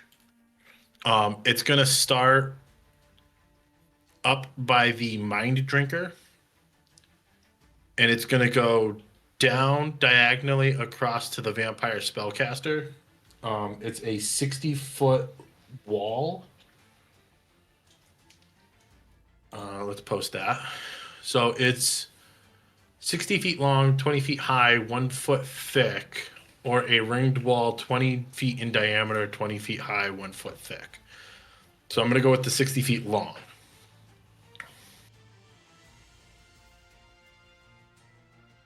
Okie dokie. Let's get... Don't I have one that's not... There we go.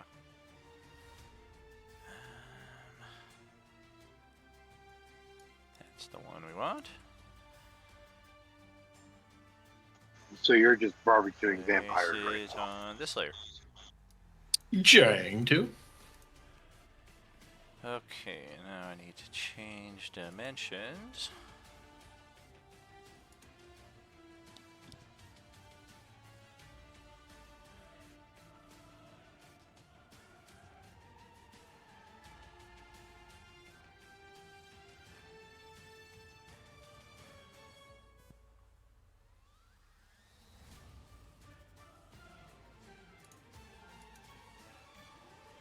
Okay. That is 60 feet, although we want to consider the far edges of it to also be fully covered by the wall of fire. Technically, the template measures more than the setup here does. Let me see if I can stretch that 10, 20, 30, 40, 50, 55. That looks better. Yeah, that gets it wall to wall. All right. And what were you saying? Like something like that? I'm going to start it up at the Mind Drinker at the top and come down across the Spellcaster.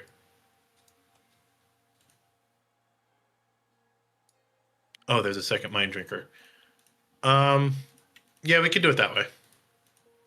Oh, I see. I was thinking the other Mind Drinker. Gotcha. That's possible. Yeah, like that. Do you want it all the way up to the wall here, or is it going up onto the platform? The wall's fine. It's okay. it's not going to hit anything else besides those two. So okay.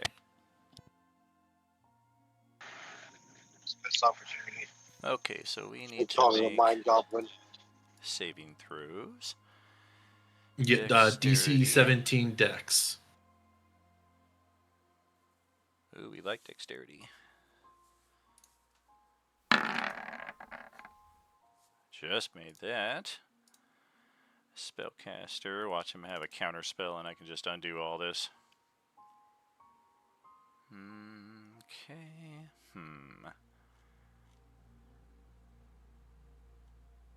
That's not bad.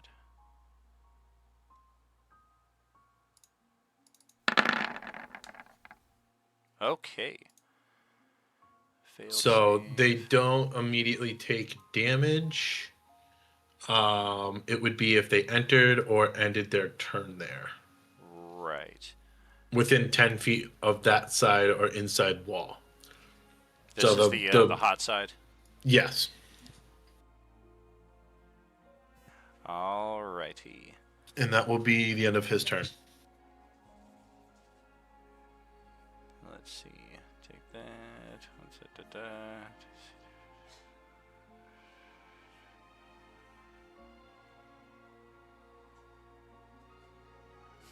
Okay. Well, Blood Drinker down here is going to take his turn.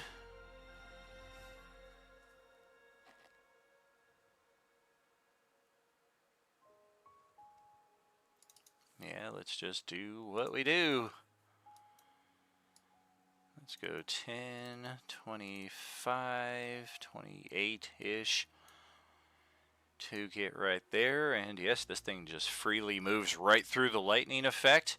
And it is just got sparks and pops coming off of it as the lightning certainly touches down. But it seems like it's either got a lightning immunity or some kind of temporary lightning shield, maybe.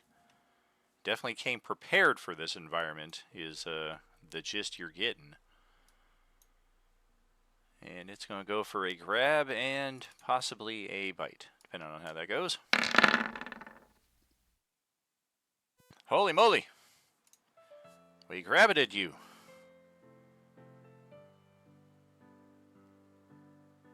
And then we'll go for that bite. Holy moly!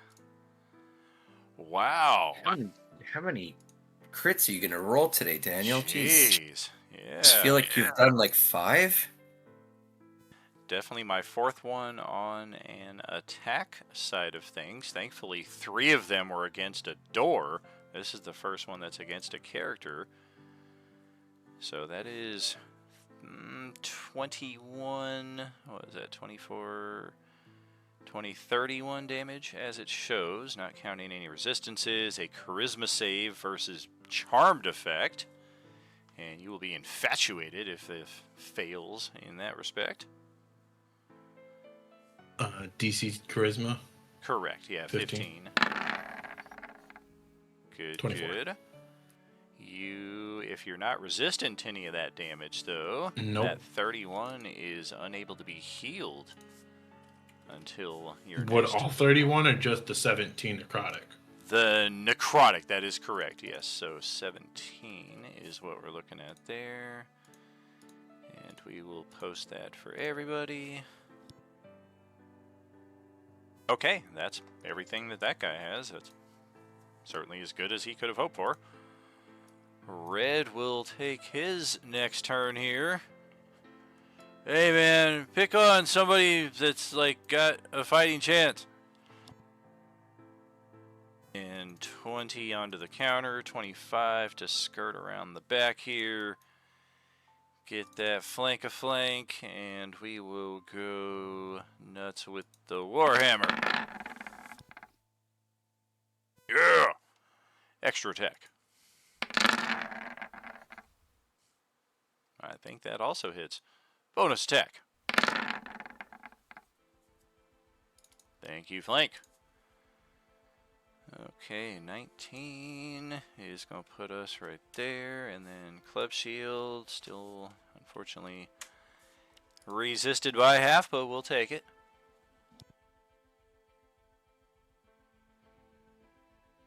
And then Sahar to finish our next round here. Okay, I'm gonna move up. And start swinging. Let's see.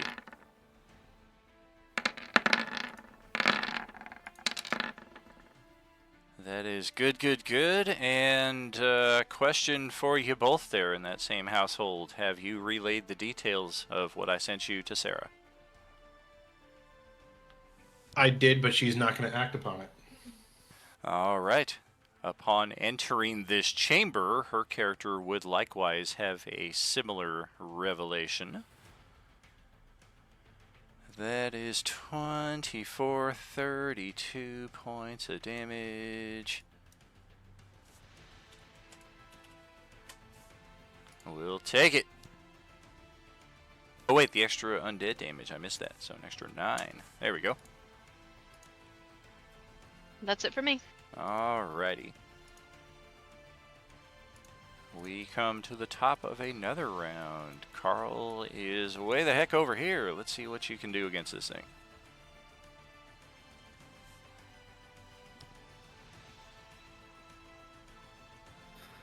All right.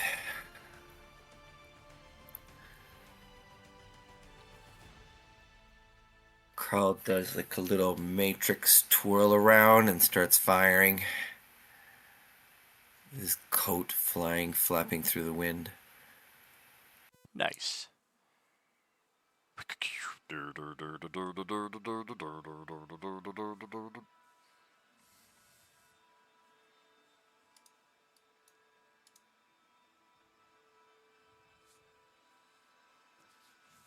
Okay, 2 for 2 right there.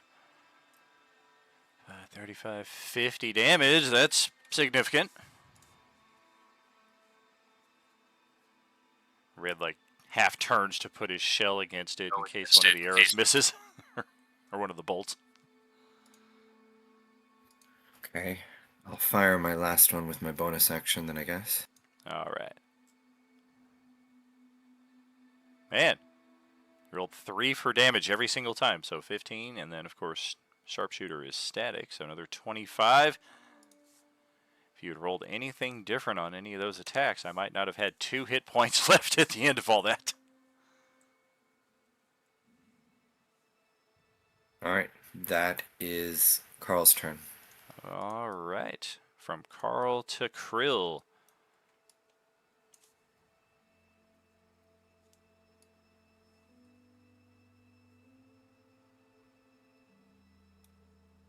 Gonna be a pause here for some narrative once Krill gets into position.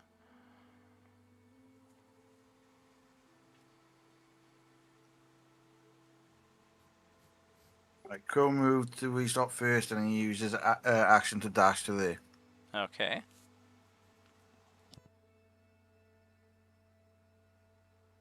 And that's it. Oh, you don't have the bonus action dash? You're a rogue. You should have bonus action dash. I thought so. Rogues tend to get a bit more movement flexibility in that regard. Actually, yes, I do. Yeah. Still have your action then. Alright, so yeah, go ahead, pause right there. I'm basically just going to read what I have already texted, and this is probably going to be similar for all of our tables going forward. So I notice our viewer count popped up a little bit there in response to the post in Discord. Good on you there, friends. We are going to have, as stated, a very similar event at all of our tables.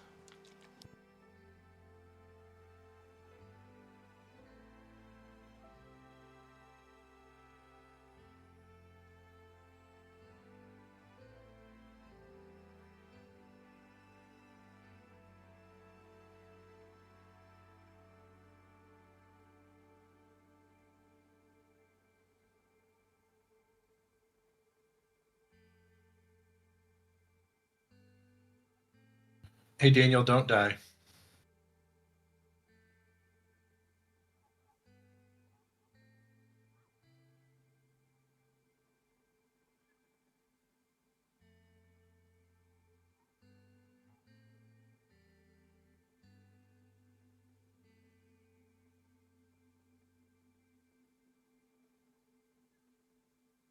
Where do we read this thing? Daniel's gonna say, but he is currently choking, so give him a minute. Yeah.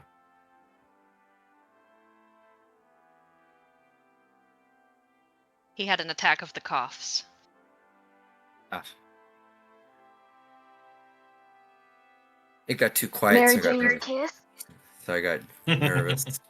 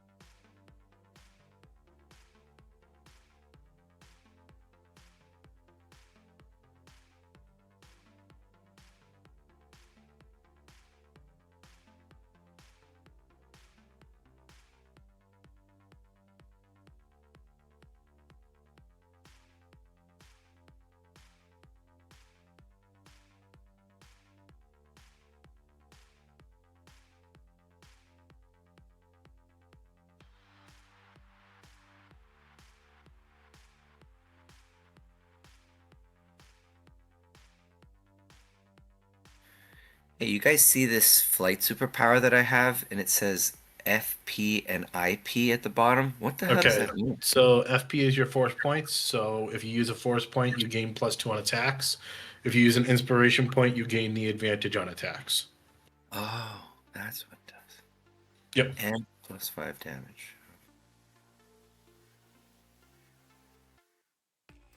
Alrighty, I think we're good there. Important distinction, that is an annual subscriber perk right there for the, it's like expanded superpower options. Just one more bonus for the annual subs right there. But let's get back to the narrative. Appreciate y'all bearing there with me. It was bound to happen one of these days, drinking the water live stream, and it goes right down the wrong pipe right before we've got a major announcement here. But good news, my sinuses are about as clear as they're going to be for the next hour or so. That's when you just snort some hot sauce and clear it out. What?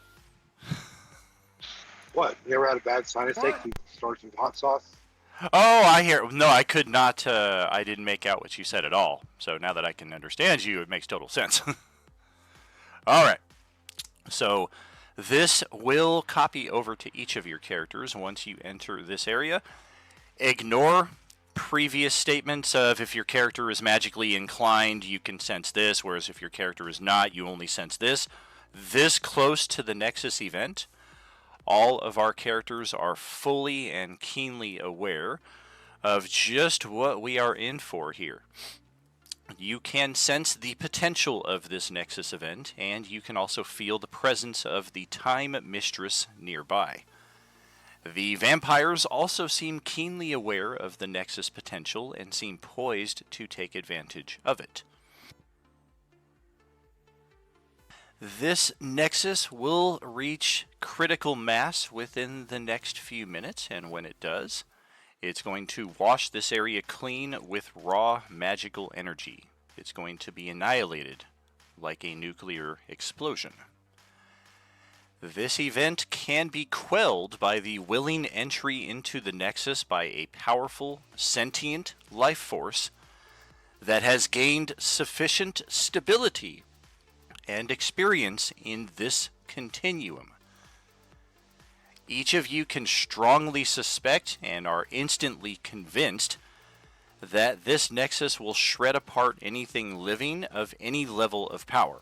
Even the powers stored by a deck of many things would be powerless against this Nexus. You are not sure how or why, but you can sense that whomever sacrifices themselves to this Nexus event will not only restabilize the realm, but they will also be able to, as their final act, influence the realm's future. Are we going to allow the vampires to get further dominance and control of this realm? Do we let everything implode? F it. What are we going to do? This is the first table to sense the significance of the Coalescence Nexus event. Most of our tables are right about to this point, and this is a huge spoiler for all tables, just for what your groups are in for the coming sessions. We got 2 sessions left for each table, just about 1.5 for our table here on Sunday. Krill is in the middle of an action dash. Anything else you want to do there? Well, I'm going to use my attack now to attack the Mind Drinker Vampire 1.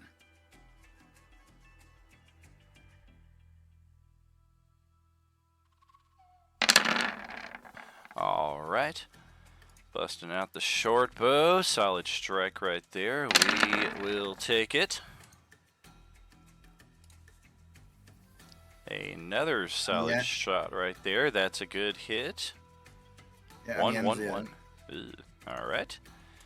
Calling it a day. Let's pass it to Varys, who is on fire. You're going to take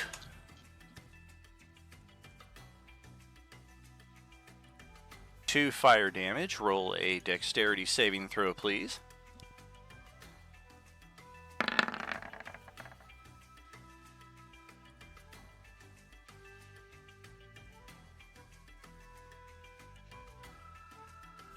Am I on fire still?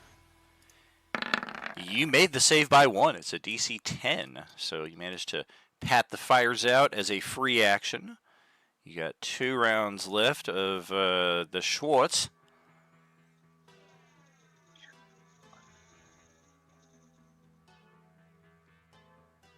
Otherwise, get to stepping.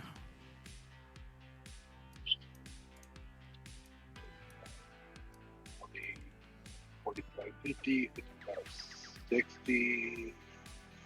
Guessing everyone's going through this door over here.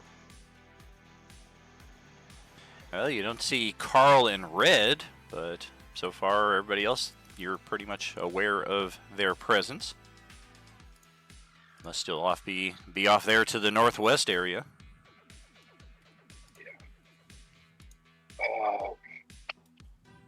Screw it. I'll use my action dash to go ahead and get another 60 feet. So 5, 10, 15. And what am I seeing? Oh, that's perfect. Okay. So 15.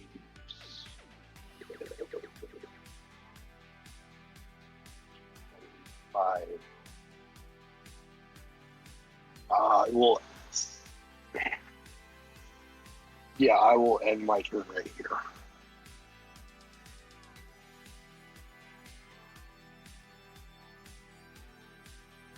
Nothing for our good friend there, so Tawny Paw is up.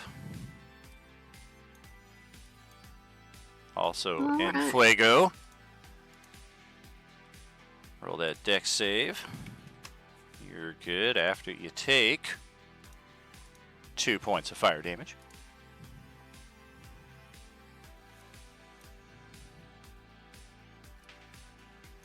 Which character is our most insightful?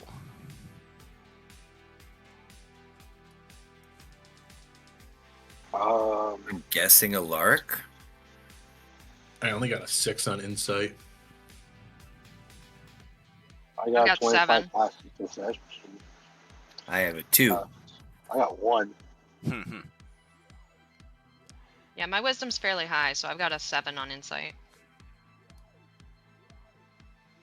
Sahar is thinking that this may be more connected to how magic can potentially connect and bind all manner of creatures, living, unliving, sentient, non-sentient, more so than this Nexus event is specifically able to be affected by a living creature. There's certainly a sense about that, but once you're here for a few seconds and you're observing the vampires trying to interact with it, that base level of understanding just doesn't make sense because the vampires are not living creatures, so how would they be able to affect this thing at all?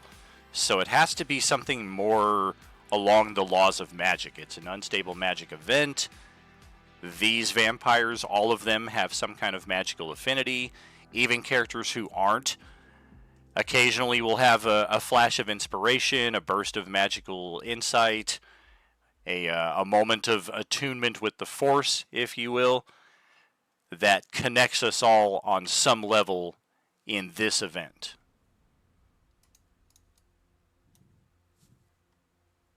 Sweet. Well, Tony Paw just dashed to get in there, so that's her turn. All right. Oh, actually, all rage. Good a time as any. All right, your rage is going to be the super power mushroom here.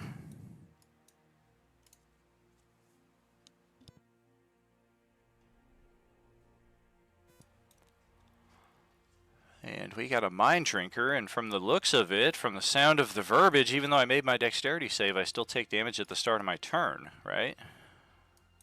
You take half damage, but yes. Is that right? Roll that damage up. Ah, wall of fire. Yes. Let's get back Yeesh. to it. Wall of fire. 5d8. That is 19. She's on fire. Okay. Ah! You guys get me down from here! We're going to get ourselves away from that. We are... Yep, we're going to fly like any good vampire. Ceiling in here reaches a height of 50 feet, I should add. This is the main research chamber for the facility. And... actually... the ceiling is out of line of sight. It goes beyond our 60-foot vision. The Ultraloth can see that there is further beyond that, but not really in communication as such with the party. But from one character. Mind Drinker. Yes, we're going to fly.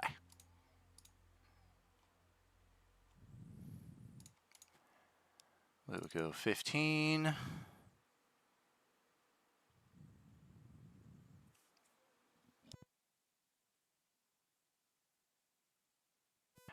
And we will target Varys with an intelligence saving throw. Open your mind. Is this a magic ability? That's not a spell. Okay, intelligence save. Correct.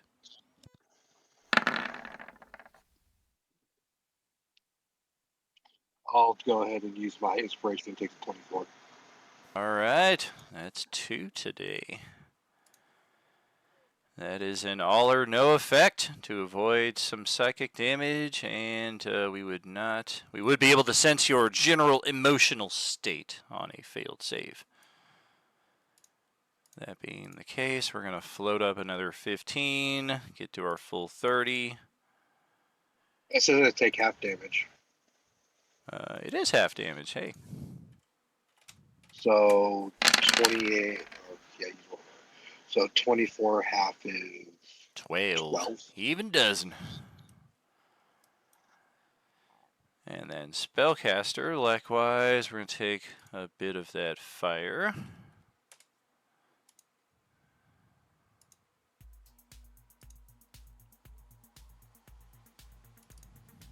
What are we doing?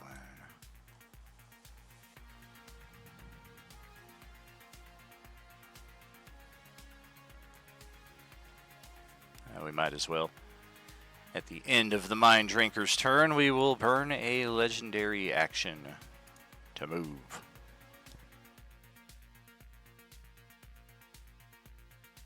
Meaning technically we are not there at the start of our turn.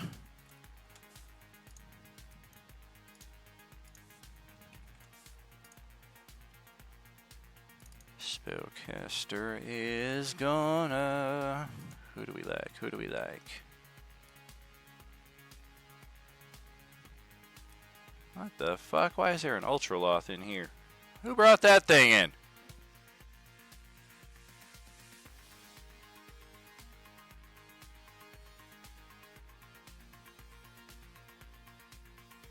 Are any of your characters part plant? No. F. I mean, probably red. Ooh. That would just be cruel. No. Not gonna do that.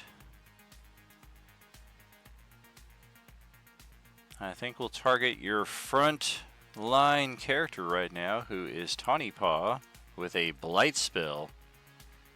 Con save, bunch of necrotic damage.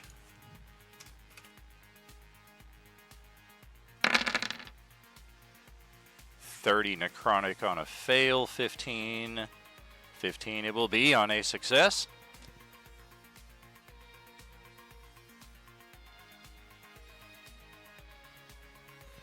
That's our action.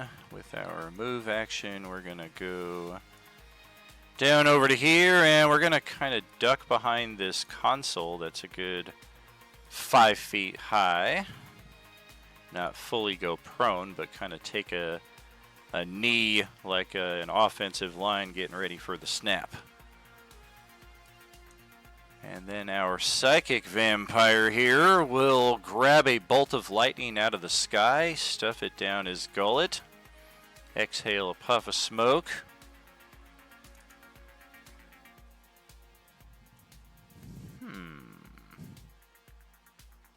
Who's within 30 feet of me? Nobody. Alright.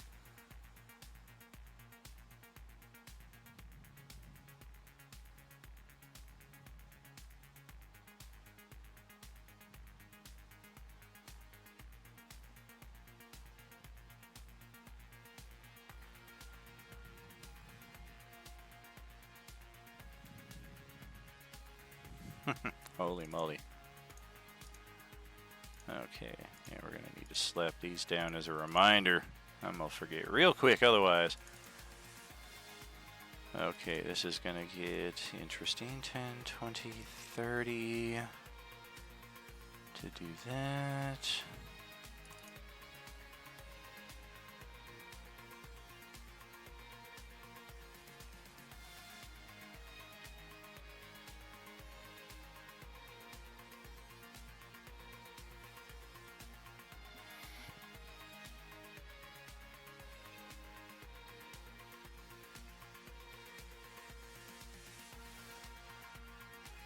Okay, we got it.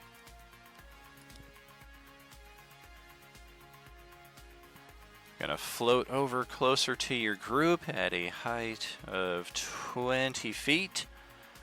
And we're gonna target Tawny Paw with Imprison Mind. A wisdom saving throw or be incapacitated for the next minute. Well, damn. I'll force point that. Force point. You need a 2 or better on a pair of die 6s. We've only had one person snake eye this so far. Don't be the second one. There you go.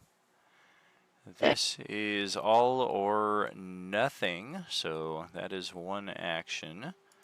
Multi-attack, only one of which can be Psychic Assault after using Imprison Mind.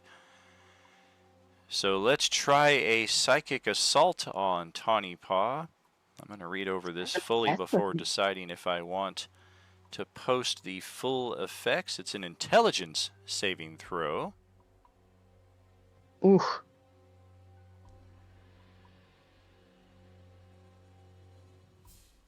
DC is 17, if I didn't say.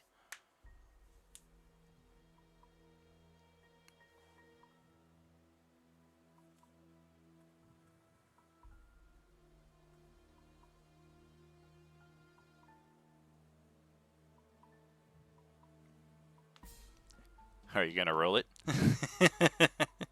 Oh, sorry. I thought you were still deciding if you were going to do that. Oh, yeah. Well, no, I'm definitely doing it. I'm just not sure if I want to post the full effects here. Yikes. Oh my gosh. Holy moly. Well, you're only 15 points shy. Okay.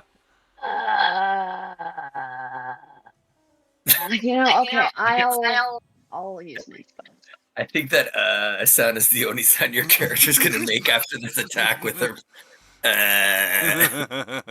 Exactly how Tawny Paw's going to speak. Woo, 18. All Like right. a modem booting up. So. Okay. Yeah, you feel a very intense migraine coming on that you are fortunately able to stave off. And this vampire looks rather frustrated at your double resistance to two of its more unique effects. But that's going to be the end of its turn before we pass it over to the lead vampire. A blackguard of some sort, an unholy paladin. Okay, well, first and foremost, let's coalesce the coalescence a little bit more.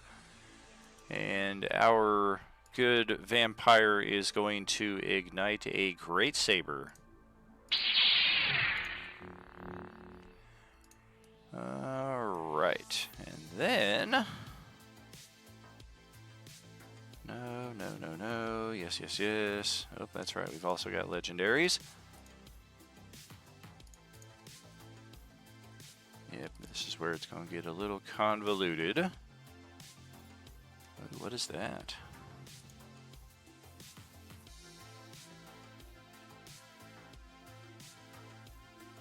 That's kind of cool. That's just rude, which I think means I'm going to have to do it.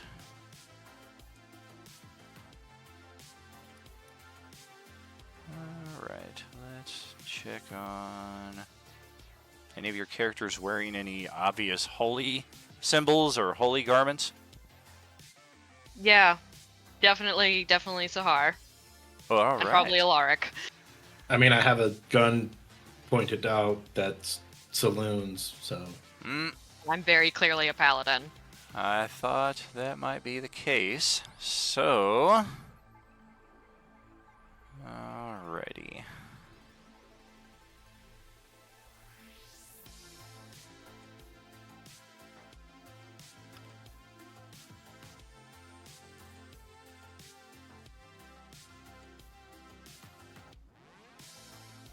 Man, oh man. Yeah, I think Krill is sufficiently buried there, so this is going to be between Varys and Tawny Paw. Oops. Well, that's guaranteed to come up as a 1. How about if I roll a die 2 instead? Alright, looks like it's Tawny Paw again. Holy moly. We need 60 feet of range, 10, 20, 30, 40, 50. She is exactly 60 feet away. We're going to try to remove you from the field of play for a little bit. And banish you to a harmless demi-plane for the next minute. Ooh. Charisma saving throw. First wisdom, then intelligence, now charisma.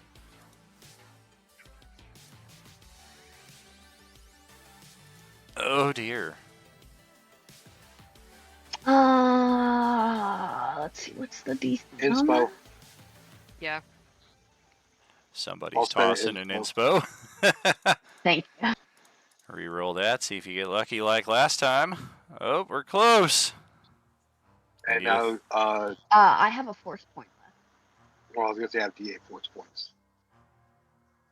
Oh, how what do I about the have to do? how about the paladin aura bonus to saving throws? Oh, Is Sahar? that something Sahar has active? No, I don't have anything. I'm a very un-paladin-y paladin right now. Oh, you only took like one level in Paladin? No, I don't have a natural aura of...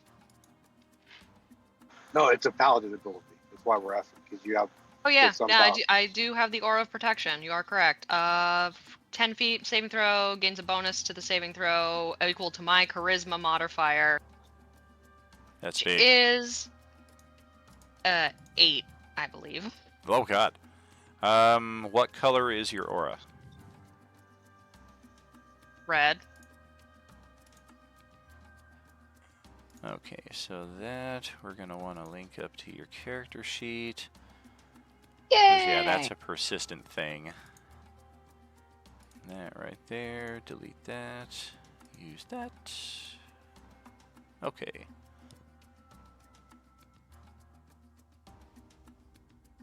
Alright, so no banishment either. We are breaking out the big guns and striking out, striking out, striking out. Okay, and that's our once a day on that, so we can just put that in our back pocket. That's a spellcasting ability. We can still make 3 attacks. Of course, we gotta move if we're gonna try and do a little of that. And I don't know. I think I'm going to fully enmesh myself into this field of coalescency magic and try my luck at influencing the realm.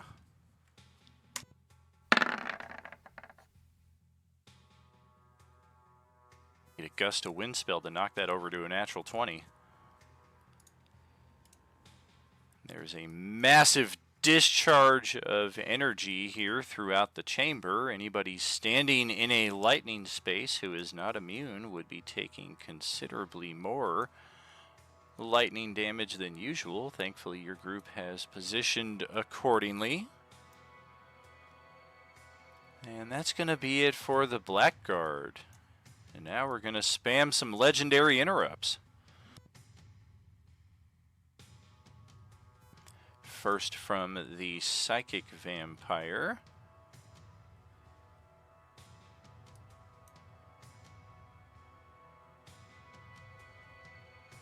Okay.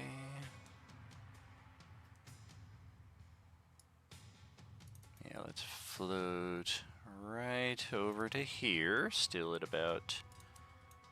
We'll descend 5 feet in the process. Get down to about 15 feet high. That is 1 legendary interrupt. The spellcaster will take a legendary interrupt.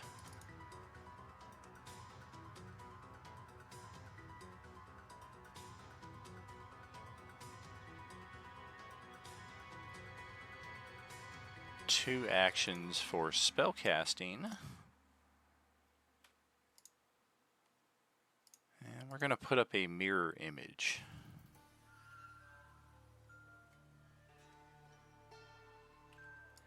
Three of them in total.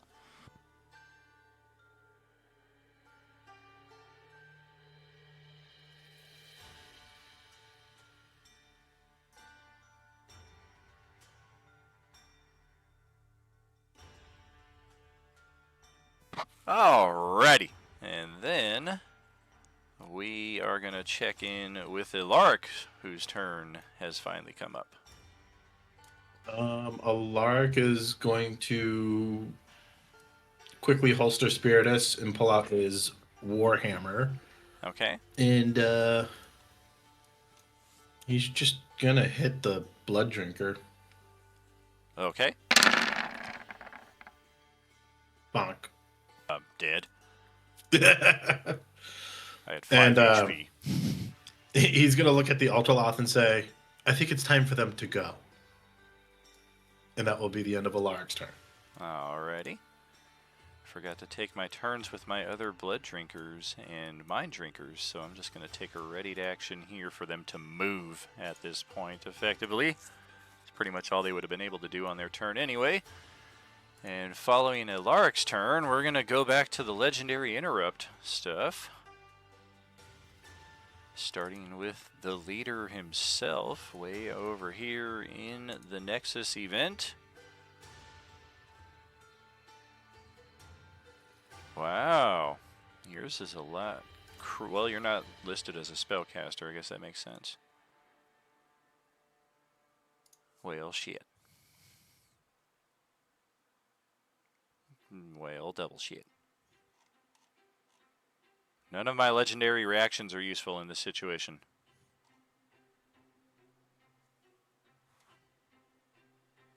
I don't want to do that. Yield your secrets to me.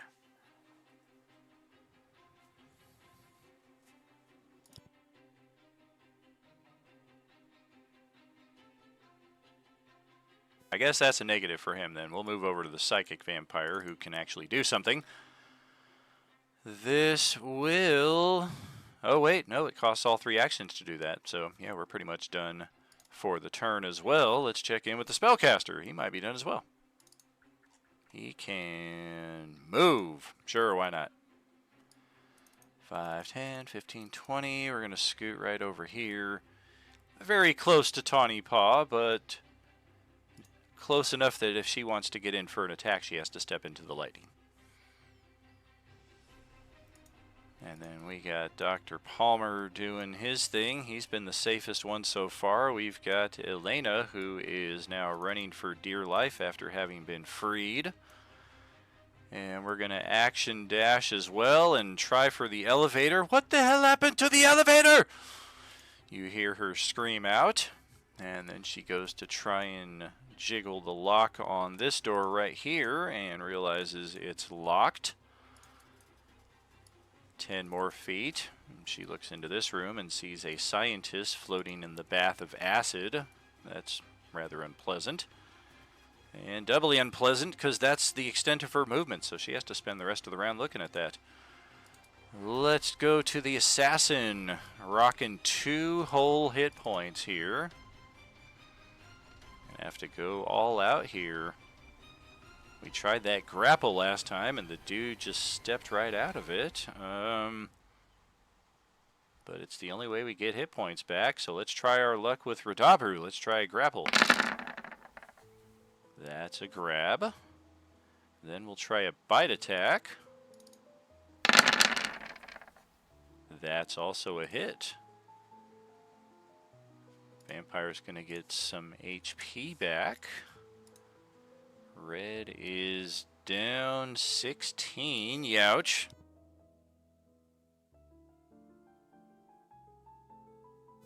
And 7 of that cannot be regained. That is it for the vampire. We'll hold on to that grapple there just in case.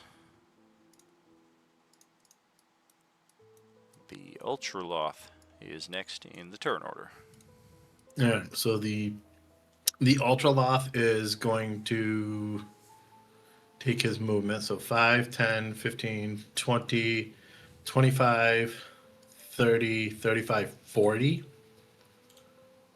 And oops, he is going to use, at 6th level, Mass Suggestion. 12 creatures up to 60-foot range. He placed himself strategically right there because all of the vampires, even the flying ones at 30 feet, are within 60 feet. Okay. His suggestion is for them to leave because we have it under control and they're no longer needed.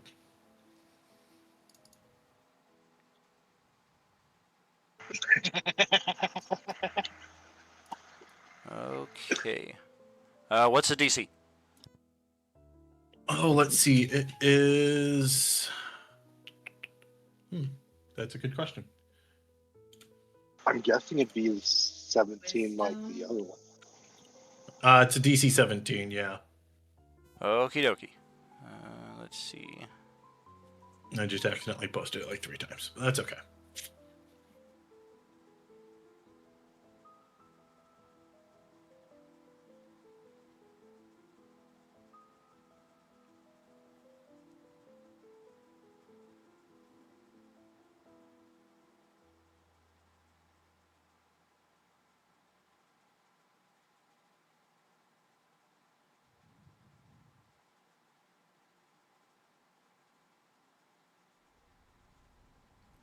Okay.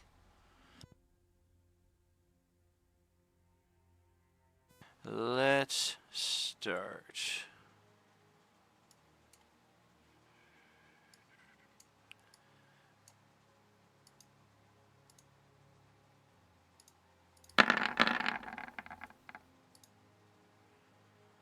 You're good. You probably not. Nope.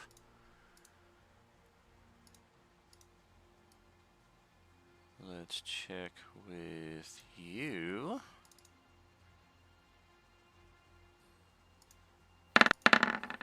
Nope.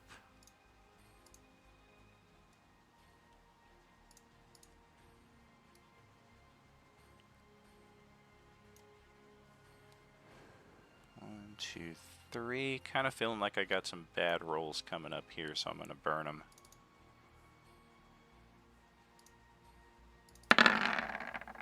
Oh, or not. How about you?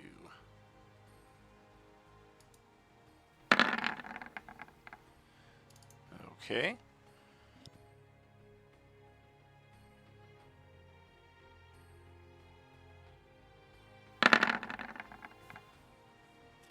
Well, okay then. So, this Mind Drinker and this Blood Drinker will be heading out that way at their next turn. Everybody else made the save. That ends his turn.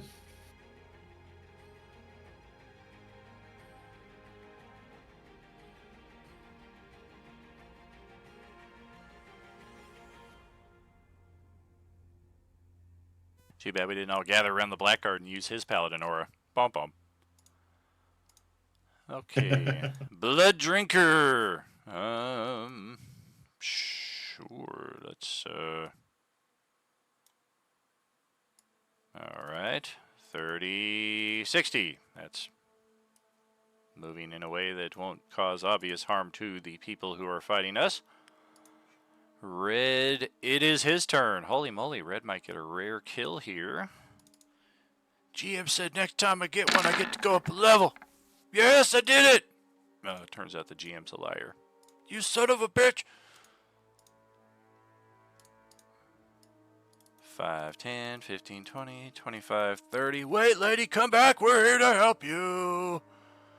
And he rushes out into the hallway and doesn't see her anywhere. That brings it to Sahar for the end of another round.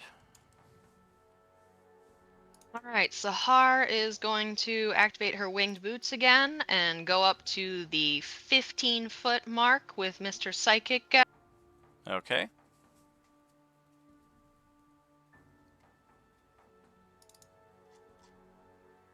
And once again, start swinging. Alright. Good, not so good, and good. We'll inspo that second one. Okay.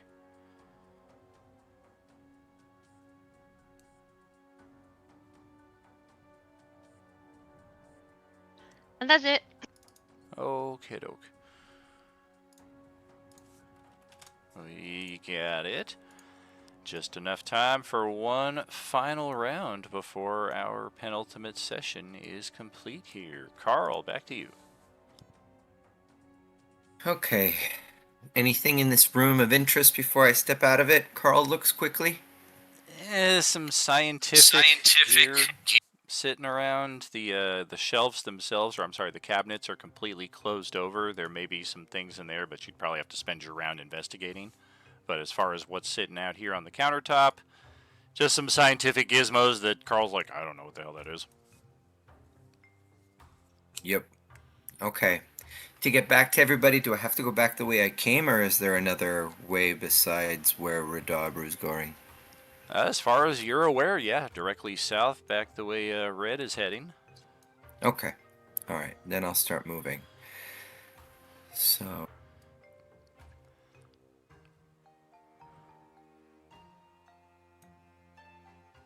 Carl spots the head here on the left side of the hallway here. It's been a while since you've had a peaceful restroom break to yourself. Okay. That's my movement. Now I'm going to use my action dash.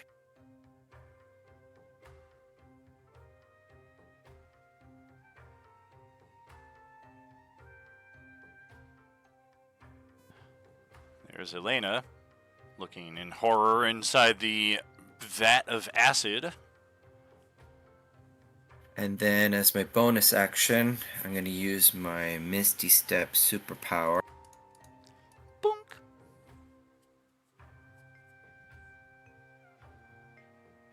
Oh yeah. As long as you got a bonus action every round, you can Misty Step.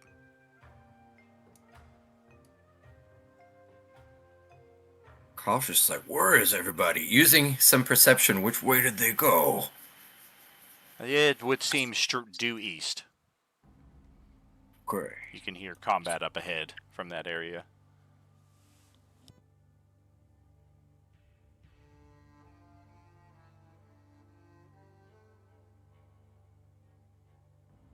That's Carl's turn. All right. Oh, I see what I did there.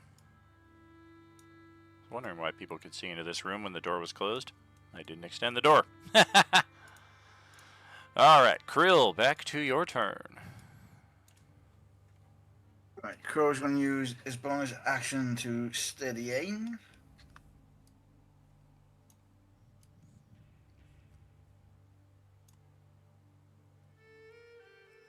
And attack the psychic vampire twice. Okay.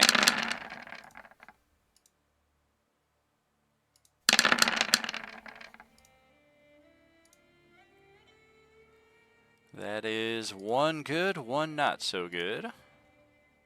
Oh, steady aim gives me advantage on it. Oh, that's right. Okay, let's get that set right there. 2 for 2. And we got sneak. 6. Ouch. Got it. And he ends it. All right, that's Varys, your turn. Okay, I get my health points back to full, because my superpowers and all that good stuff. And that one up there is charm so far. Come right here, get a flank, and we'll stab her. Okay. Yep.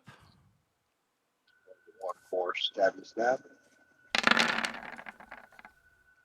On the money for that one. Oh, damn. Looks like I erased myself. That's a shame. That's probably going to drop my initiative as well. And yep, that's all I can do. Okay.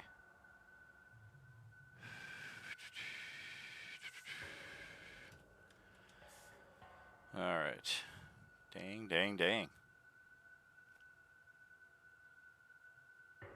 Yeah, we all kind of went pretty low. They're just going to add it in at an 8.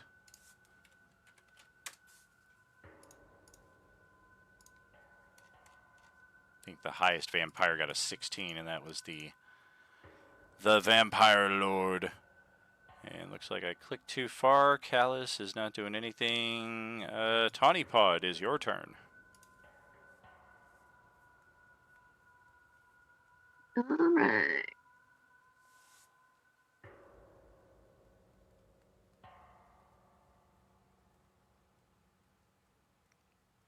The psychic vampire My is stupid exploding. dagger's not rolling right again. God damn it. Yeah, Varys and I are stabbing him 15 feet up in the air. Lol. Love it. I gotta look at it because it's not rolling a d6 like it's supposed to.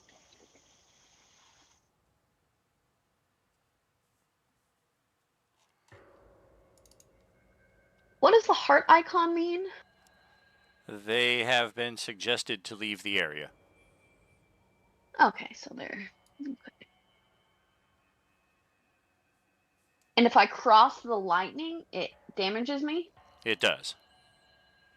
Do we know what that damage looks like? Nobody's tried it yet. So, like, if I went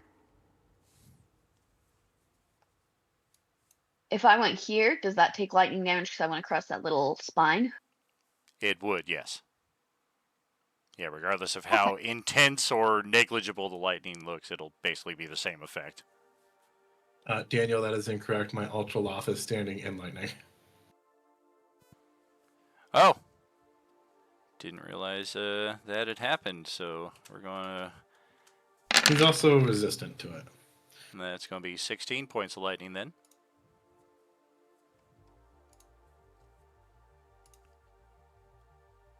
Right.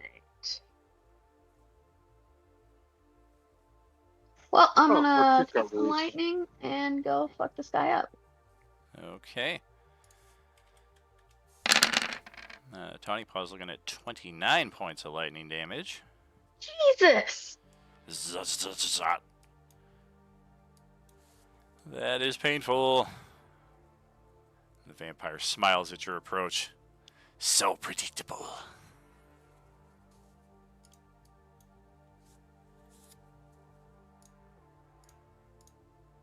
Okay.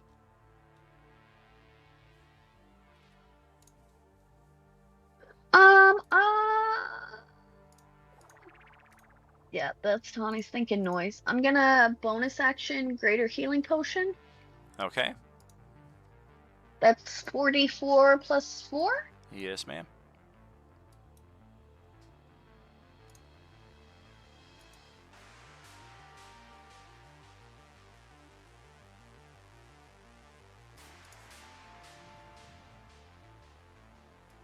Alright, and then I'm gonna go after this guy with the magmatic axe. Uh-oh. Ouch! 2 for 2, okay. Ouch! Okay, yeah, that hurts and then some. I don't think I'm immune to fire. I don't know if I'm even resistant to it. Nope. Yeah, vampires don't like fire. We'll take that. You'll take that. Alright. Oh, wait, I forgot. I have the mirror images up, so I need to roll to see if you're hitting me or if you're hitting the images. Oh, yeah. Let's double check. Mirror image is right there. If you have 3 duplicates, a 6 or higher, so that first attack will knock out a duplicate. And then 2 duplicates, I need to roll an 8 or higher. 8 exactly. So 2 hits and you hit 2 duplicates. Ah! Oh well. And that'll be Tawny. Alright. And then Dr. Gone will do his nothing at all. The spellcaster is going to Legendary Interrupt to move without provoking AOOs. We're going to 20 feet, hop over the console, and then 10 more feet, get up here onto the stairwell. And is the lightning not messing with them? It's not. It's touching them, definitely, but they seem to have some kind of shield or immunity to it. And then, Alaric, it is your turn. Alaric is also going to activate his his winged boots. Okay. And then he's going to come up here, lose flank with Varus. And... Oh, yeah. Oh, certainly. Ouch. And then that will be his turn. Okay. I got 3, 4. Yeah, this is the section of the term where I have a bunch of initiatives in a row. Wait a minute. Hey, it turns out I didn't lose the Psychic Vampires initiative. So let's get rid of the extra one. But yeah, let's take a quick, like, 4 or 5 minute BRB here. And we will be back with the final bit of the round here very shortly, friends.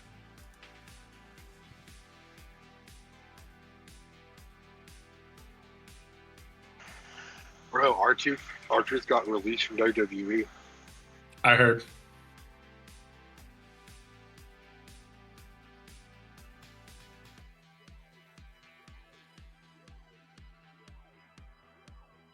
That's crazy to think. He's been there like forever and a half, man. I mean, he's up there. And he's been there for a long time, and they never pushed him. So Oh, I mean, but he was always like, he wasn't really pushed. He was more like comedic acts back with like you know how when Gold Dust and Booker T were in the team, and they would just show up every week just do some backstage skets or whatever and get paid. well, think about it this way too. Zack Ryder was always comedic, but he always got a little bit of a push. Well, the biggest push Zack Ryder got was winning the Intercontinental Championship at WrestleMania, just to drop it the next day. It was still something. Yeah, and I mean, R-Truth literally just had that match with John Cena. Yeah, I mean, he is the longest. He does have the most title reigns. So it's like I like R-Truth and the 24/7, 24/7. Yeah, he's got 50. 7-Eleven, He's got 365. Yeah. 54 title reigns.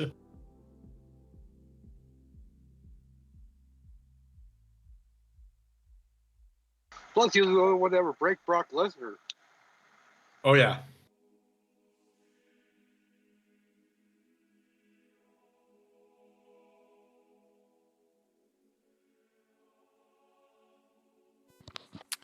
Oh boy, I'll tell you, friends, I made a mistake in the best way. I placed an order for myself from licorice.com, which that's like my favorite candy, and I'm in trouble, guys. It's addicting. It's addicting.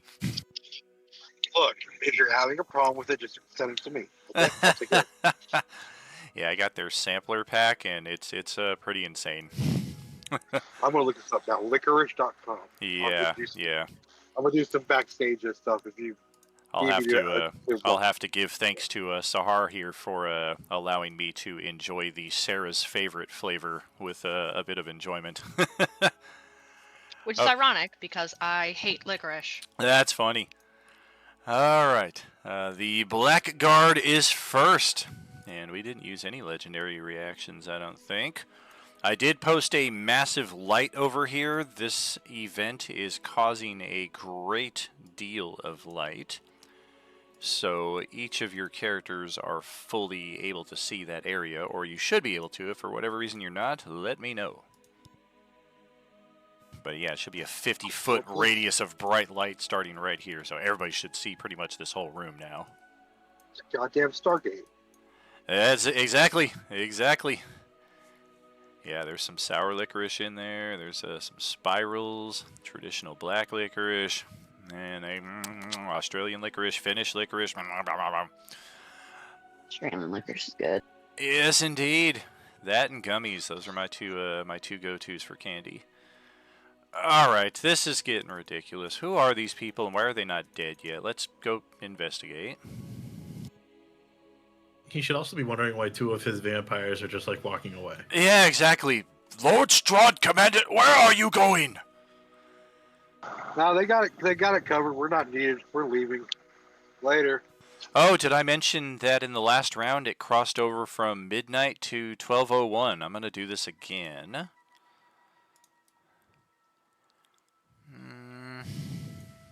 Damn. I wish. Actually, no, I know what I want to do. I want to do that. 40 feet is my move, so yeah, let's scoot down another 10. The hell is this thing? Why are you here? Why are you chilling at the base of the platform 10 feet below me? Let's swing down with the Great Saber. Thankfully, a benefit of 10 feet. And we're going to do this thrice. Womp, womp, womp. Good gracious, bodacious Ignatius. What the? I think we hit. Yeah, he's only got a 19 natural armor. Yikes. So, let's see. He's got 118. Ouch. What's the damage on all of those? 89, Okay. 99, 109, 119, and then plus He's some dead. necrotic. He's dead.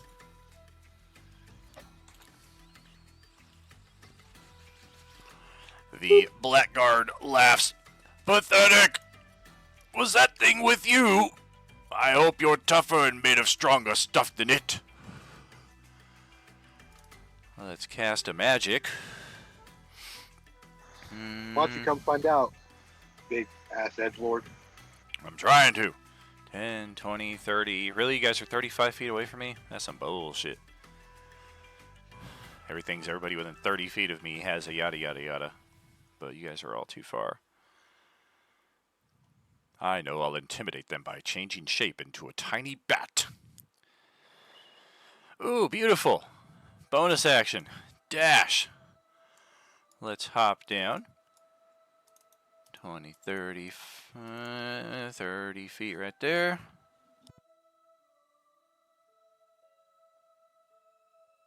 Lark is on the ground, or is he floating? I'm 15 feet in the air, sorry. Okay. Hold on, I'll fix that. Yeah, I need to change all your guys' tokens here. I got a Larx. Beautimous.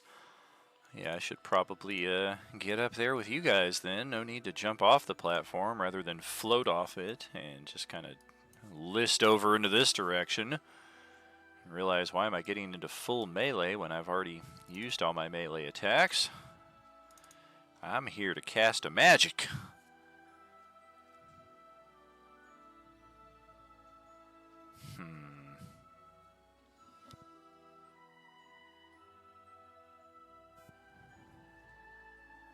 I don't know if we want to do that. As a matter of fact. What, were you thinking fireball? Well, it is an AoE, and it would also hit the psychic vampire and probably kill it before it gets its only turn of use. Even that is up to a debate at this point. Right now, it's not done much of anything aside from move, and it's almost dead. So I think we're going to go with a targeted effect, and you're at full health, you're at full health. That little goblin back there, I've not seen it do anything yet, so this guy with the mighty holy symbol in my face, let's upcast to, what's my max casting level here? Level 6. Bop. Yeah, I'm the one that called it an edgelord.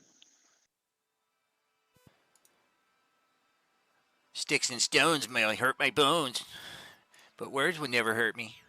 Or whatever it is. Okay, so 3, so it's going to be 9 die 4 plus 9 of force damage. 35 force damage to Ilaric.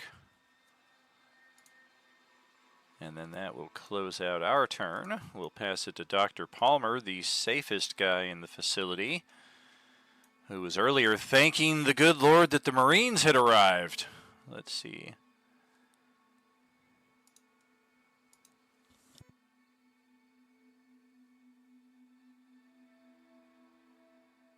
Okay, oops, didn't mean to open iTunes. Might crash the entire stream right here and cause the brightest light. Okay, so Elena, that'll pass your turn. Then we're going to do a interrupt with the Blackguard. This guy, as he is not focused in that, yeah, I think we're going to go for an attack here, actually. We'll go with a Great Saber Swing.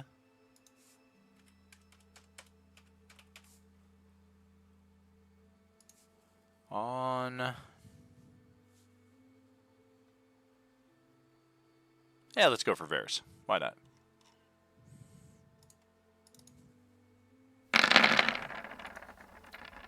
Take that, sucker! Varys thankfully got necrotic resistance for life by joining the stew crew for a session, so that's not as heinous as it looks, but he does wish it were radiant resistance instead. 41 radiant plus 5. 5. Yeah, 5 necro. Is 46 damage. Hold on. The spawn assassin is dead and no longer with us. The spellcaster is over here. We're going to reset our legendaries. We have 1 mirror image remaining. We've got Tawny Paw right where we want her. So let's try our luck.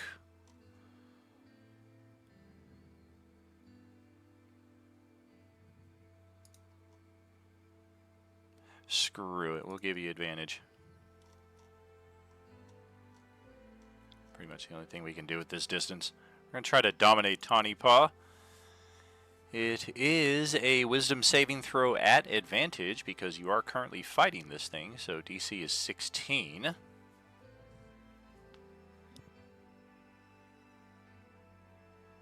That's what we were banking on right there. Inspo. Thank you. She already re-rolled it? No, go ahead. No. Oh, weird. Did it load up twice? It's accidental. It rolled double twice, click. yeah. It happens. There you go. Okay, so Okay. no domination. We were going to have you literally fetch an object over here in the maintenance room. You were going to have a nice time. There's a mini fridge in there with cold snacks. Sure you were. And yeah, you were not going to have to worry Damn, about any of this stuff ahead. guys, oh no, they cast Dominate Person on me. I have to go hang out in this room. I'm so sorry. You will spend the next 30 minutes in the break room. Okay, so that is our action, and unlike the big bad here, we don't get to cast spells and do other stuff aside from move. So yeah, I think that's what we'll do. We will move deeper into the coalescence, and oh, who's that pretty blonde girl in there? She looks a bit like is that Aiji? That looks like Aiji Aureli. Big fan. The Mind Drinker Vampire here is, yeah, we're going to float 30 feet high. We're going to descend to 20 feet right about here. That is 35 feet of movement in total. And then we get another 25 to here, but pretty much only at like 15 feet of elevation. And we get our, oh, let's check if we get our rechargeable back. We do not. So yeah, here comes one of these things floating right towards Carl, kind of, but it almost looks like it's floating in a way almost like it's going to try to avoid you, like it's leaving. That doesn't make sense. The other Mind Drinker made our saving throw, but we're on the other side of this frickin' wall here. Why did I come this way? I'm going to float over the wall, 15 feet, hover at about 10, move our remaining 15, back up the boss man, and you are gonna, what's your character sheet? There it is.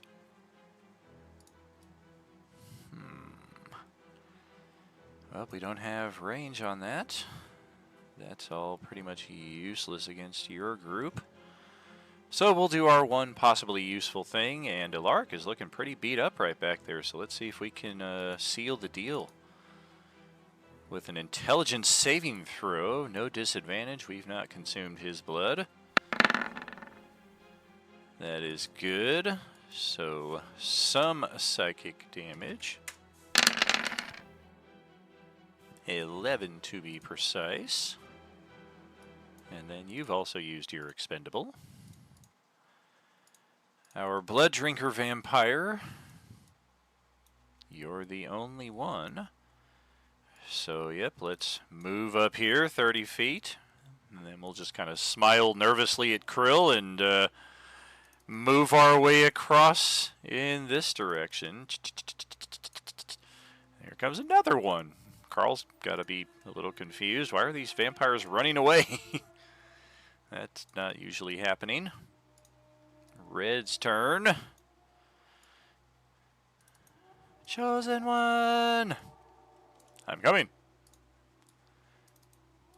20, 30, action dash, and yeah, he'll kind of back up right over here and then cut off Elena as he sees the vampires approaching, and he's just going to try and shield her as he assumes they're heading for her. Stay here and don't run. I got your back. And your front. The psychic vampire is thanking its lucky stars that it's still alive.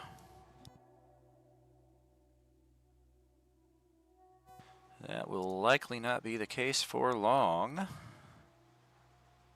So let's make the most of it.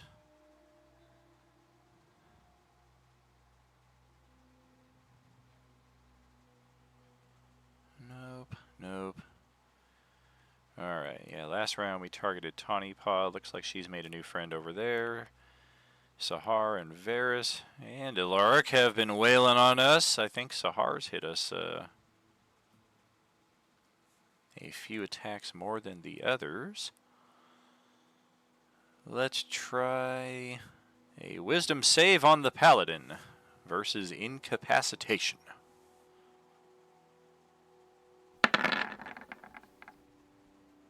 Ta-da!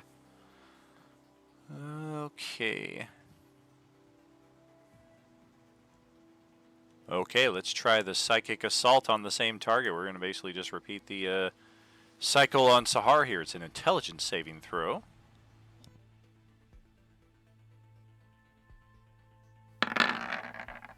DC is also 17. I'll use a force point. Okay. Doesn't your aura help you? It should. She's checking right now. Because if your aura adds at least 2, you'll be good without it. Yeah, I'm pretty sure that does add to the Paladin themselves. In which case, that's going to be a turn for the vampire.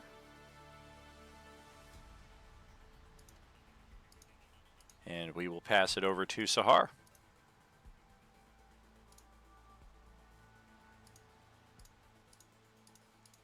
Okay, cool, cool. Max. All right. Oh, we're able to survive 14. Not by much. Well, we can't survive 12. Alright, and then I am going to go after my antithesis guy. Oh, we blocked you. No. Pass no. interference. Go back where you belong. No, Pass no. interference offense. That'd be you, son. No, you're offending me. We were just chilling here. We're clearly the defenders. Yeah. We were here first. No. Then I'll just smack him in the nose with the blunt blunt end of my pole arm. Encroachment. Paladin. 15-yard penalty. Ouch! Unnecessary roughness. That's a broken nose. Now he just has more blood dripping down his face. Ow! Well, okie Oh, God. dokie. 10 damage did that. Jesus Christ. We will burn our last legendary here. I didn't really see that I had an option for it, but since you moved into my melee reach, I can make an unarmed strike with a single legendary. So let's try it.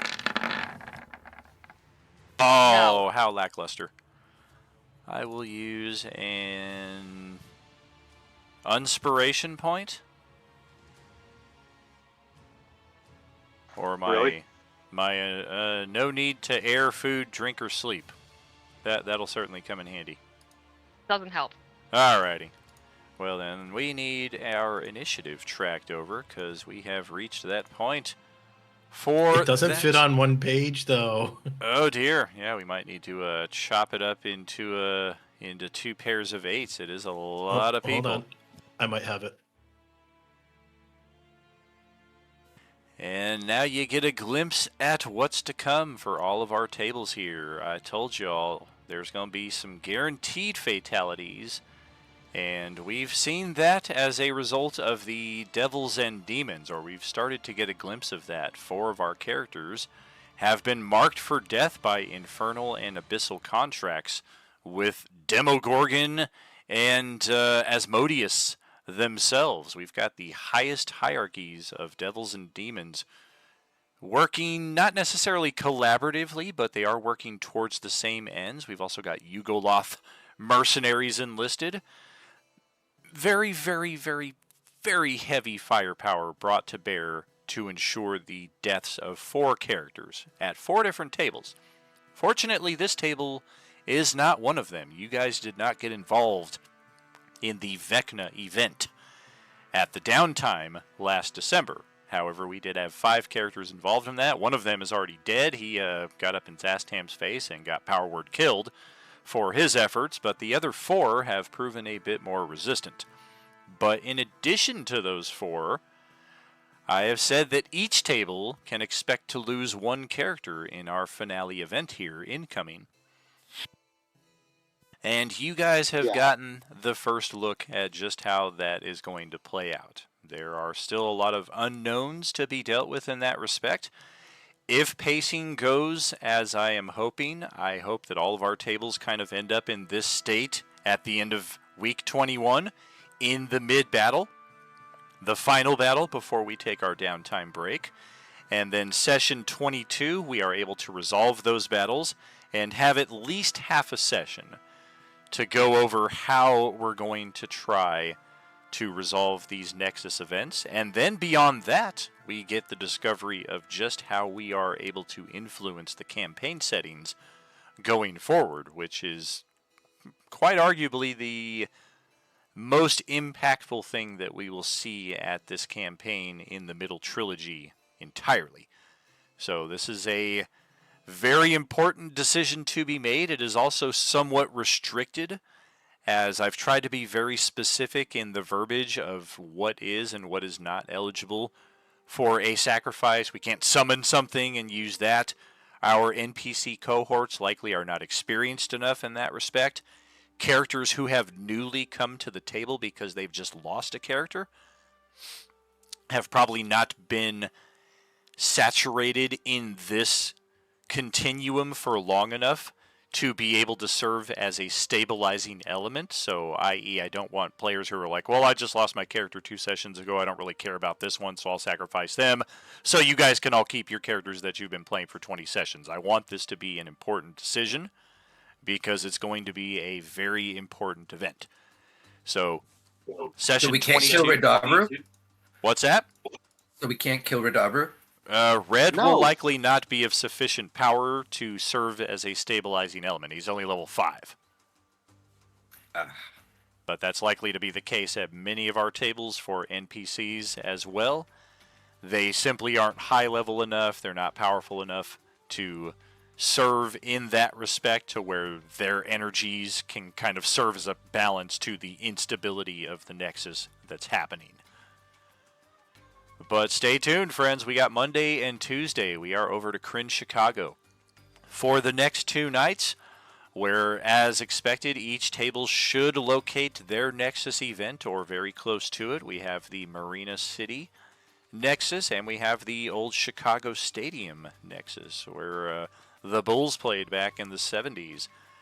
And then Thursday night, we move over to Cyberpunk Waterdeep, where this table has finally made it into Kazumiri City, a full cyberpunk setting.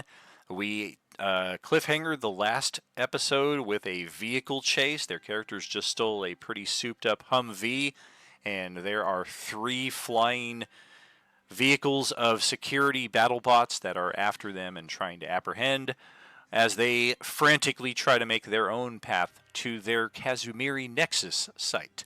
So, a lot of similarities, a lot of differences coming up here over the next 2 weeks, and then the 2 weeks after that, we'll see just how all this resolves. So big stuff happening here over the next month. This is Tragically HP, last survivor of the Coalescence. Signing off, friends. Have a great day, y'all. Good night.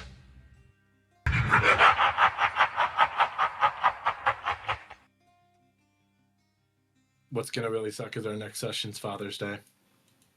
Aw, damn.